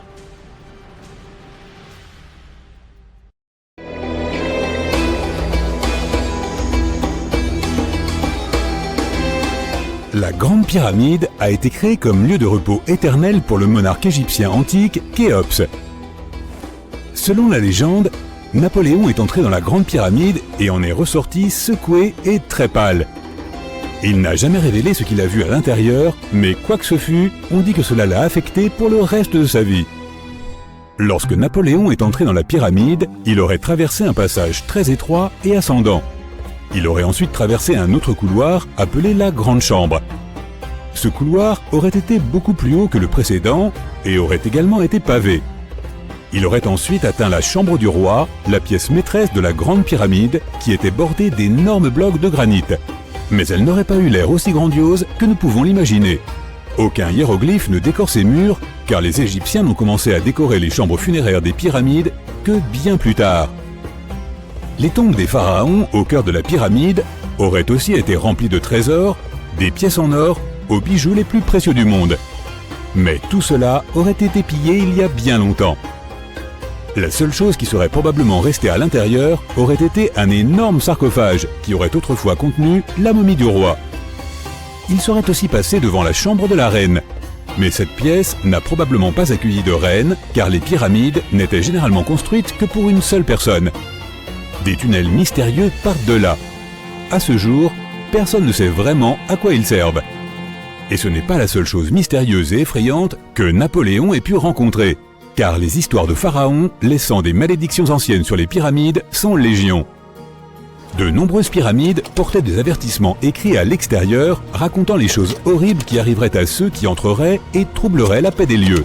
Nous ne savons peut-être pas ce que Napoléon a trouvé exactement dans la Grande Pyramide qui l'a tant effrayé, mais nous savons avec certitude ce qui a été trouvé dans la tombe de Toutankhamon. Toutankhamon était un pharaon égyptien qui n'avait que 8 ou 9 ans lorsqu'il est monté sur le trône. Il est devenu un phénomène culturel lorsque sa tombe a été découverte presque entièrement intacte en 1922. Son tombeau se trouve dans la vallée des rois à Thèbes, l'actuel Luxor, qui se trouve en Égypte. Contrairement à la Grande Pyramide, le tombeau de Toutankhamon était couvert de magnifiques décorations murales. Les murs racontaient l'histoire de son voyage vers l'au-delà à travers les enfers. Les Égyptiens croyaient que chacun devait accomplir ce voyage, alors ils remplissaient les tombes d'objets et de peintures pour aider les morts à y parvenir. Il y aurait aussi eu des sortilèges peints sur les murs. Ils pensaient que cela aiderait les gens à passer dans le royaume suivant. Ce voyage serait assez long, c'est pourquoi les anciens Égyptiens remplissaient aussi les pyramides de nourriture. La pyramide de Toutankhamon était remplie de 8 paniers de fruits. On y a même trouvé des fruits de palmier doum. Les pièces étaient remplies de meubles, de statues, de vêtements et de bâtons, parmi tout un tas d'autres choses. On aurait probablement trouvé aussi beaucoup de vêtements et de bijoux coûteux dans les pyramides. Les anciens Égyptiens voulaient que leurs ancêtres voyagent avec style dans l'au-delà. Ils ont placé Toutankhamon dans sa dernière demeure avec plus de 50 pièces d'habillement, toutes de la plus haute qualité. Il y avait des tuniques, des foulards, des gants et des coiffes, et une tonne de bijoux, ainsi que des bracelets, des pendentifs, des colliers, des bagues et des scarabées pour le protéger. Chacun d'entre eux était fait d'or ou de pierres précieuses. Il y avait aussi des éventails en plumes d'autruche pour garder le jeune pharaon au frais sous le chaud soleil égyptien. Mais la température à l'intérieur des pyramides n'a jamais vraiment dépassé les 20 degrés Celsius. Les anciens Égyptiens ont mis au point un système de climatisation très sophistiqué que nous ne comprenons pas encore complètement aujourd'hui. La pyramide de Toutankhamon contenait aussi 130 bâtons de marche en ébène, ivoire, argent et or pour l'aider dans son voyage. Il y avait 3 chars cachés au cas où il se fatiguerait de toute cette marche. 11 pagaies de bateaux ont également été placés à l'intérieur, mais il n'y avait aucune trace d'une quelconque embarcation. Les pyramides auraient été jonchées des senteurs et des parfums préférés du pharaon. Pendant les fouilles du tombeau de Toutankhamon, il est rapidement apparu qu'elle avait été en partie dévalisée pendant l'Antiquité. Les portes avaient été endommagées et des traces d'huile avaient été laissées dans des bocaux vides. Il semble que quelqu'un ait fait un raid sur la pyramide pour récupérer l'or, les parfums et les huiles qui avaient été laissés pour le roi Tout. Il restait encore un peu de parfum fait d'huile de noix de coco et d'encens dans un flacon. Il semble que le pharaon Toutankhamon aimait les jeux de société. Il y avait un plateau en ivoire de jeux de scénettes dans sa pyramide. Bien que nous ne sachions pas exactement comment y jouer, nous avons compris qu'il s'agissait d'une sorte de version égyptienne du backgammon.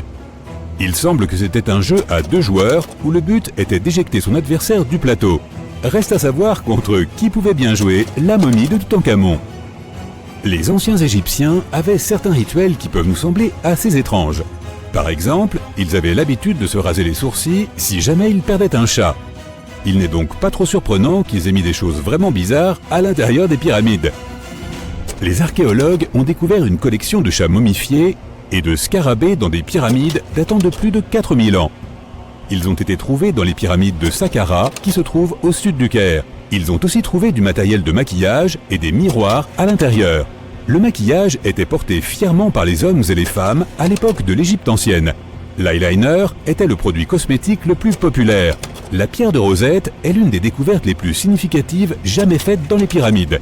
Elle a été trouvée par l'armée de Napoléon Bonaparte. C'est une pierre de granit noir qui date de 196 ans avant Jésus-Christ. Elle est transcrite en grec, en démotique et en hiéroglyphique. Lorsqu'elle a été traduite en 1822, nous avons obtenu la clé pour comprendre les hiéroglyphes de l'Égypte ancienne pour la toute première fois.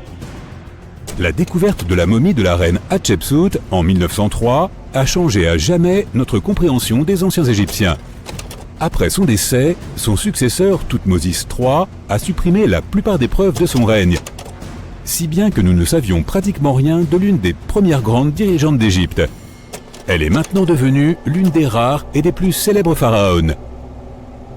Le pharaon Khéops avait un bateau entier dans sa pyramide.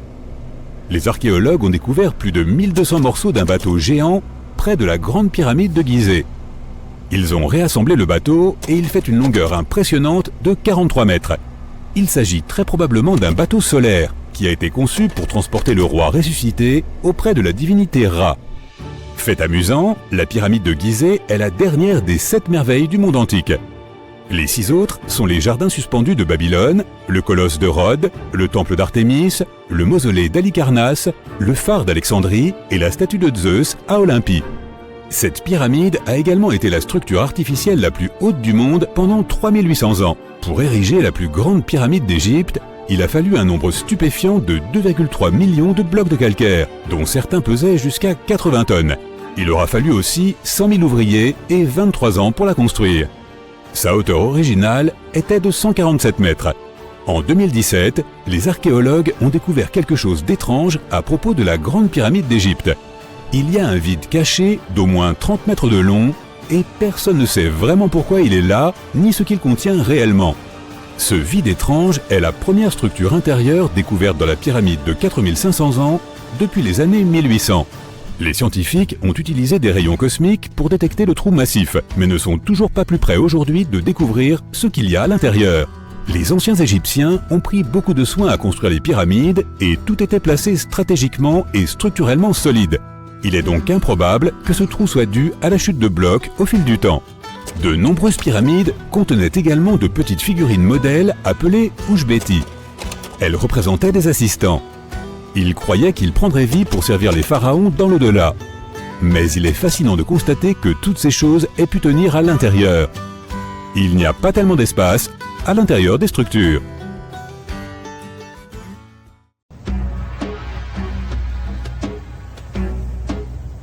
Ce n'est pas le décor de Dune, mais une véritable cité désertique située au Niger. Djado a sans doute été édifié par le peuple nomade des Sao et regorge de Ksar, des maisons fortifiées de faites de sel et d'argile, dotées de murs imposants et de passages secrets. Perchée au cœur du désert, elle constituait autrefois une étape essentielle pour les caravanes transsahariennes, mais elle essaie désormais un repère pour les contrebandiers et les bandits.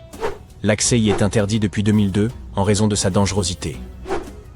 Et l'origine des Ksar demeure nimbée de mystère.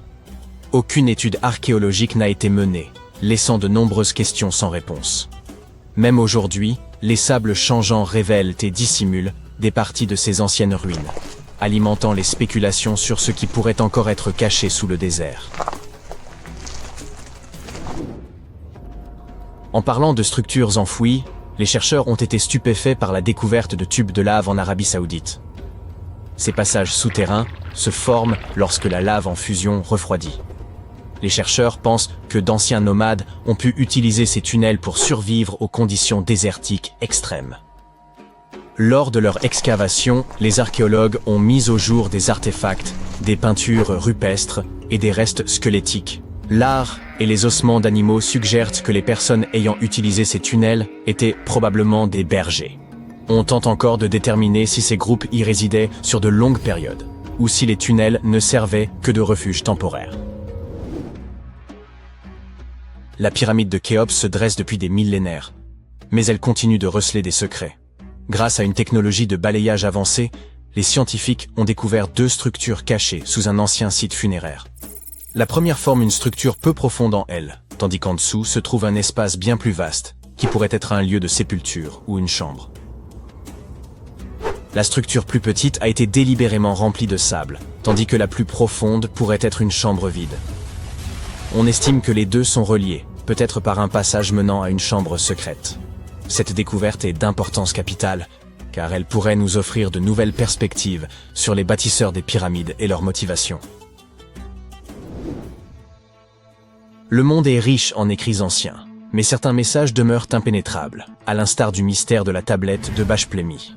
Cette pierre énigmatique, extraite d'un lac en Géorgie, est recouverte de symboles que personne n'arrive à déchiffrer. Malgré les progrès technologiques, les experts restent totalement déconcertés. Cette tablette, de la taille d'un livre, comporte 60 symboles gravés avec soin sur sa surface. Mais 39 d'entre eux ne correspondent à aucune langue connue.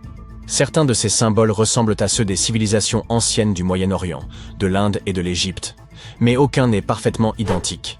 Pour compliquer davantage les choses, une partie de la tablette est brisée, laissant un fragment irrémédiablement perdu. Pour exclure toute supercherie, les scientifiques ont minutieusement examiné la tablette.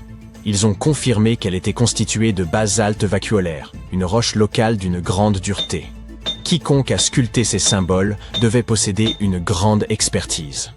Sur la base de découvertes archéologiques similaires, les spécialistes estiment que la tablette pourrait dater de la fin de l'âge du bronze ou du début de l'âge du fer. Certains symboles se répètent, ce qui pourrait indiquer qu'ils représentent des chiffres. Il se pourrait qu'il s'agisse d'un inventaire, d'un registre de bataille ou même d'une offrande aux dieux. Tant que le code n'aura pas été décrypté, la tablette de Bach-Plémy restera un mystère insondable des profondeurs de l'histoire. Les experts sont toujours déconcertés par la signification de ce disque minoen. Le disque de Phaistos est l'une des découvertes les plus mystérieuses de la civilisation minoenne. Cet objet en argile de 15 cm, découvert en 1908, comporte des marques en spirale étranges que personne n'a encore complètement décodées. Le disque comporte 241 symboles des deux côtés, représentant tout, des humains et des animaux aux outils et aux plantes. On a proposé de nombreuses théories sur la signification de ces symboles. Certains pensent qu'il pourrait s'agir d'une forme archaïque de grec, d'autres y voient une prière ou un hymne, et certains croient même que cela pourrait être une lettre d'un roi d'Anatolie adressée à un souverain grec. Voyons qui sera le premier à résoudre ce mystère. C'est toujours une journée palpitante pour un archéologue lorsqu'il découvre quelque chose d'aussi impressionnant qu'une tête en marbre vieille de 2000 ans. Une mission archéologique française a entrepris des fouilles dans une vieille maison médiévale proche d'Alexandrie, en Égypte, et a mis au jour la tête d'une statue représentant un vieil homme, probablement malade. Cette statue date de la dernière dynastie égyptienne avant l'annexion de l'Égypte par l'Empire romain, et le site de sa découverte est lié à des figures historiques comme Cléopâtre et Marc-Antoine. Pour les archéologues, même les plus petites trouvailles sur ce site revêtent une grande importance. Vous avez sûrement entendu parler de Lucie, l'Australopithèque, un ancêtre précoce des humains? Eh bien, des scientifiques ont retrouvé des empreintes de son espèce quelque part en Tanzanie. Les empreintes de l'étolie, comme on les appelle, ont plus de 3 millions d'années. La piste s'étire sur 27 mètres et comprend environ 70 empreintes, laissées par un groupe d'humains primitifs ayant traversé des cendres volcaniques humides. Ce qui est fascinant, c'est que ces premiers humains marchaient déjà sur 2 pieds, comme nous, sans être courbés comme des singes. L'espacement rapproché des empreintes montre qu'ils avaient probablement des jambes et une foulée plus courte que la nôtre aujourd'hui. Dans un ancien temple égyptien, des archéologues ont découvert un sanctuaire d'apparence banale. Un lieu dédié aux faucons et à 2 divinités.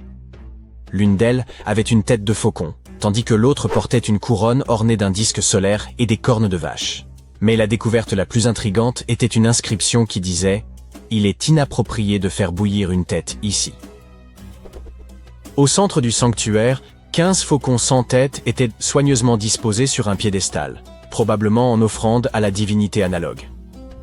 Une théorie avance que les oiseaux ont d'abord été bouillis, peut-être pour retirer leurs plumes, avant d'être placés dans le sanctuaire, conformément à la règle étrange gravée dans la pierre.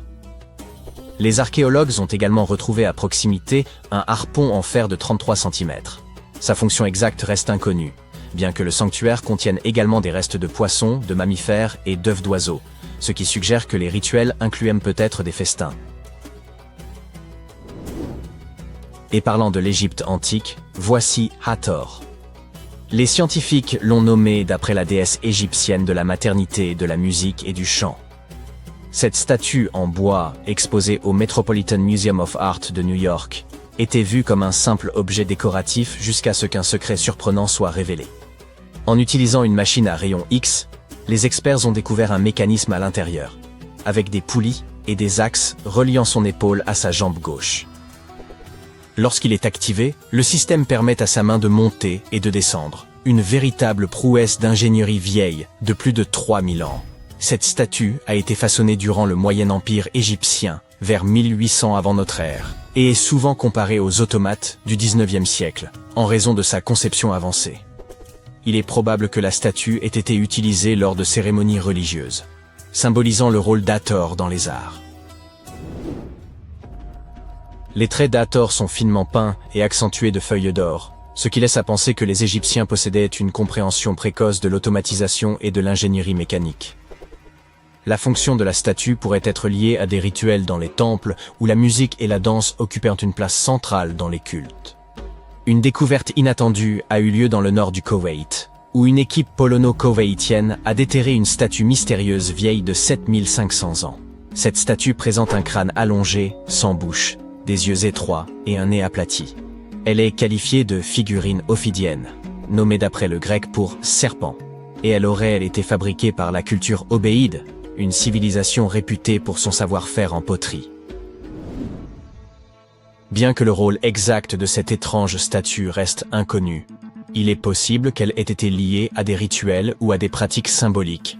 Certains scientifiques estiment que ces figurines, retrouvées dans des maisons ou des lieux de sépulture, étaient associées à des croyances culturelles importantes.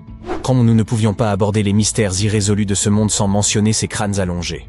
Dans le désert péruvien, des chercheurs ont mis au jour 5 squelettes anciens, dont 2 présentaient des crânes allongés de façon artificielle. Bien que la déformation crânienne ait été courante dans diverses cultures, ces crânes échappent à toute explication. Les légendes locales évoquent les gentils, une mystérieuse race bannie sous terre par les dieux. Certains affirment que ces crânes représenteraient cette race. Ce spécimen singulier avait à peu près la taille d'un husky et aurait pu être pris pour tel s'il n'était pas totalement dépourvu de fourrure et s'il ne s'agissait pas d'un redoutable prédateur doté de longues canines acérées. Charmant. Voici le plus ancien animal à dents de sabre jamais identifié. Il arpentait la surface de la Terre bien avant l'apparition des dinosaures. Les chercheurs ont pu établir sa description à partir de fossiles exhumés sur l'île espagnole de Majorque, en Méditerranée. Il y a environ 200 millions d'années, bien avant qu'aucun d'entre nous n'existe, les tout premiers mammifères firent leur apparition, cohabitant alors avec les dinosaures. Mais si l'on remonte plus avant dans l'arbre généalogique des mammifères, on parvient à un groupe ancien nommé Thérapsides. Bien qu'il n'ait guère ressemblé aux mammifères actuels, il présentait déjà certains traits fondamentaux qui allaient, avec le temps, caractériser pleinement cette classe animale. Les thérapsides, par exemple, présentaient des ouvertures particulières sur les côtés du crâne, destinées aux muscles de la mâchoire. Certaines parties de leur ossature mandibulaire allaient, avec le temps, se transformer en osselettes de l'oreille moyenne, présent chez tous les mammifères, vous inclus. La récente découverte pourrait bien correspondre aux plus anciens fossiles de thérapsides jamais identifiés.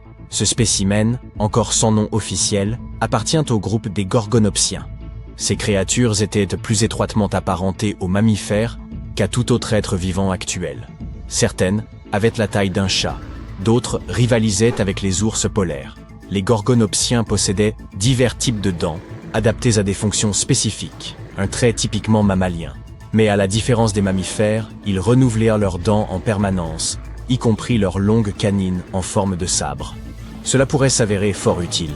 Jusqu'à présent, les plus anciens fossiles de gorgonopsiens connus dataient d'environ 265 millions d'années. Ce nouveau spécimen est encore plus ancien. Son âge est estimé entre 270 et 280 millions d'années. La découverte est particulièrement complète et bien conservée. Elle inclut ses crocs effilés, une partie de la mâchoire, des éléments de la colonne vertébrale, des côtes, des vertèbres caudales, des phalanges, ainsi qu'une grande partie d'un membre postérieur. Même si le crâne n'a pas été retrouvé en entier, les chercheurs estiment ce qu'il mesurait près de 18 cm.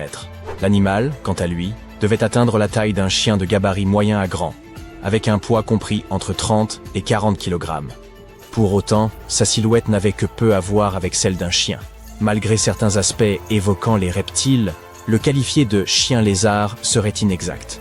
Mammifères et reptiles partagent certes un ancêtre très ancien, remontant à environ 320 millions d'années, mais leurs lignées ont divergé depuis bien longtemps. À l'époque où cette créature foulait le sol, l'île de Majorque se trouvait au cœur du supercontinent Pangée. Ce territoire connaissait alors des alternances marquées de saisons extrêmement humides et très sèches. Les chercheurs se sont souvent demandé si les grandes étapes de l'évolution des mammifères avaient eu lieu dans de telles zones tropicales, mais les fossiles nécessaires à cette démonstration faisaient jusque-là défaut. Avec la mise au jour du plus ancien gorgonopsien connu à Majorque, les pièces manquantes de ce puzzle évolutif commencent à se rejoindre. Il semble que d'importantes étapes de l'évolution des mammifères aient pu se produire dans des régions tropicales peu explorées. Ce prétendu vide fossile tiendrait peut-être simplement au fait que les fouilles n'étaient pas menées aux bons endroits. Notre protagoniste du jour n'était pas le seul spécimen extraordinaire à avoir marqué l'histoire avant l'ère des dinosaures. Il y a plus de 500 millions d'années, des prédateurs étranges dominaient les océans. Parmi eux, Anomalocaris, un nom particulièrement peu engageant, mais qui signifie simplement « crevette singulière ». Cette créature n'avait aucun équivalent parmi les espèces actuelles. Les chercheurs la considèrent comme le tout premier superprédateur, l'épaulard de son temps. Anomalocaris était imposante pour l'époque, atteignant jusqu'à 90 cm, de ses bras tranchants jusqu'à ses nageoires caudales. On pensait autrefois qu'elle se nourrissait de trilobites, mais des recherches récentes montrent qu'elle n'était pas assez puissante pour percer leur carapace. Il s'agissait plutôt d'une chasseresse vive et agile, dotée d'une vision remarquable, ciblant des proies molles qu'elle attrapait dans l'eau.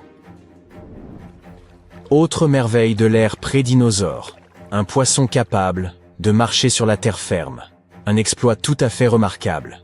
Tiktaalik évoluait dans des rivières marécageuses, évoquant celles de l'Amazonie actuelle. Il pouvait atteindre 2,70 m, chassait dans les eaux douces comme un crocodile moderne, et possédait un cou mobile ainsi que des poumons primitifs, lui permettant de survivre aussi bien sur terre que dans l'eau. La raison pour laquelle des poissons comme Tiktaalik ont commencé à explorer la terre ferme, il y a environ 395 millions d'années, demeure obscure. À cette époque, le supercontinent de Gondwana se rapprochait lentement du futur continent nord-américain, formant de vastes zones marécageuses.